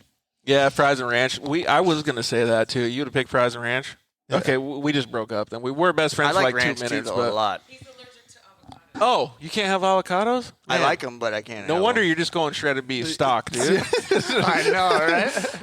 So you're going. All right. What's your ultimate taco then? Shredded beef, and what else toppings are you putting on that bad boy? It's freaking cheese and some lettuce, man. I'm done. You know the secret. Lots of cheese. You know the secret way to do tacos? You know you can order all the secret stuff on the In-N-Out menu? Next time you go to the taco restaurant, order the toppings on the bottom. Oh, okay. That's the way to do it because you keep all the toppings. Yeah, they don't just drop Yeah. out, huh? So they don't end up on your finger, on your shirt. You can go. So I'll have to try that sometime. How do you say that in Spanish? I know. I don't know. I know, right? You have to go look it up. Ask Google, right? Yeah. But they'd look at you like an upside down taco. Like, what the heck are You're you an talking- idiot. Yeah. No, we don't do it that way. Well, I really appreciate you guys coming all the way down and hanging out with us, man. Like, again, dude, we should probably schedule another show because we have so much to talk about. I got a lot of stories. It's really awesome to be able to, first of all, share these stories, but to understand that these stories they've defined you as a person, but they haven't defined the rest of your life. You literally have your whole life in your eyes, I can tell, to look forward to. And you're not even halfway there. Like, I mean, you have so much that you're still trying to do. It's phenomenal to be sitting next to you and having that, like, outlook. It is so cool, dude. Awesome. I appreciate it. So, like I said, I really appreciate it. It's awesome that Jay is part of your program. He's clearly a phenomenal individual as well. I'd like to get his backstory Like my one partner of these in days, crime, too. man. Yeah. Yeah, but I having some fun. not only a partner in crime, but you got to have a special person to be able to have like the team that you guys have. So it's cool to see. Obviously, you have a fantastic family support mechanism. There's our buddy Gilbert, man. He's always there for us too. Okay. Shows up all the time. He's gas man. Heavy So how about we lifter. do that real quick? Let's give thanks to some of the people that are part of your program and obviously some of your sponsors too. It's our family, friends. I mean, Gilbert's a huge part of our program. He comes out to every single race. I think he's missed one. Wow. Ever. So he's always there for us. Michelle Buckley commented in heart, and she's like clapping. Oh yeah, that's my cousin. There you go. That's awesome. Just my new guy Gary's doing a good job on the cars, keeping them going for me. And then my buddy getting the shop, Clayton Roberts. You know, he's working on a lot of bikes for us and Cool. keeping the shop going while I'm out screwing around. I'm sure you had tons of support while you're going through your injury and stuff too. Oh yeah, just everybody supports me. The whole off-road industry. Oh, that's was what I was going to huge. say. The whole It was huge in helping and get me back on, back rolling again and back racing. Yeah, absolutely. And this, just Can-Am for believing me and and giving us a chance to be on the program and KMC wheels, Kenda tires. ZRP. There's so many. My buddy Tom Morris is a huge asset to the program. Highbox Springs, just everybody. Everybody's just been huge. I think Chris like KWI and Yeah. Just when you have all that support with the best stuff and the passionate people, it makes a you huge can really difference. do anything. Yeah, absolutely. Well, I agree, and I can I'm going to continue to be a huge Chris Blais fan, and I think I might be going up there to Silver State this weekend too. So maybe we can do some stuff together. I'll look at see where you guys are pitted, and maybe we can hang out too. So depending on where you guys are at on course, if I do go up there, but who knows? Maybe I won't go because James at IMG, one of your buddies, decided that I think he wants might to beat him. Competitors. He wants to beat him. Yeah, It's okay. but he might want to do Baja 500. So we'll see if resources are changed. Yeah. So we'll see. But either way, I'm going to be a big fan no matter what when I see you guys out there on course tearing it up. So I really want to see you guys do as well as possible. It'll be really cool to see you racing the Pro Turbo class very soon too. Yeah, I'm gonna pick and choose some races, and we'll see where we're at. You know? Get out there, Try yeah. to sneak in there. And, Yeah. Totally. And I agree with you 100% on the side-by-side industry, man. We had an awesome show. It was really cool to see those guys at Dirt Exhibition giving back to Connor and his family since his dad passed that's away. awesome. So it'll be cool. So thank you to the guys over there at PRP Seats that are going to donate some stuff. Rugged Radio is going to donate some stuff to that project, and Shock Therapy is also going to donate some stuff. And even the Desert Squadron guys, John Lewis awesome. jumped on board. So I'm sure – do you know who John is? From Desert Squadron? I think I might have already asked you that, actually. But you guys should link up, man, because he's up there in the high desert as well. So, Nice. And clearly safety is a huge Yeah, concern I of know. ours. We So, stress that a lot now. it would be cool for you guys to link up as well. So, John, you should reach out to him when you get a chance, buddy. So next week's show, we have another four-wheel parts show. So we're going to be at the Four-Wheel Parts in Temecula, California, just down the street from here. And we're going to interview none other than youth side-by-side racer Jacob Peter. It's going to be really awesome to interview that young athlete and one of our buddies, friend of the show, and youth side-by-side racer as well. Caden Danbury is going to co-host the show with me. So it's going to be an all-youth show at Four Wheel Parts. It's going to be really, really fun. Thank you so much for all you guys joining in and hanging out, commenting in, letting us know your stories about Chris, and Nick, bringing up your brother, I guess. Oh, yeah. And telling us about some of this stuff that he's had some fun with. It's going to be really awesome to see this guy doing so much better in the side-by-side racing as the years progress. Man, you've done such a good job already. I just can't imagine what's going to happen in the future. Thank you to all the guys that support him and his program. Thank you to Jay for supporting. Thank you to Patty for getting all this stuff lined up. And thank you very much to Regina for making sure that we know who Chris is and getting him on the show. So it was really cool that all these stars connected, or stars aligned, to be able to connect this show. I really appreciate all the audience, all the guests, everybody. Thank you to all the sponsors that sponsor the show. Thank you to Ryan at KMC Wheels for supporting Chris. Thank you to him for supporting the show and being such a great asset to make this stuff happen for you guys. Thank you to the guys over at Shock Therapy for supporting the show and giving back to the side-by-side community with the Dirt Exhibition guys. Thank you to the guys over at Cryo Heat for being a part of the show. Josh is always holding it down for everybody, doing all of his metal treatment. Thank you to the guys at Zollinger Racing Products for, again, being part of Chris's program and part of the Dirt Life show. You can use the code DIRTLIFE over at ZollingerRacingProducts.com. Save some money, get the same parts that Chris runs on his car. Thank you to the guys at EFX Tires for being such a great part of the show. We really can't wait to try out the tires that they gave us for the YXZ. Thank you to the guys at Solderweld for being a part of the show and having a first aid kit for your UTV, the off-road repair kit.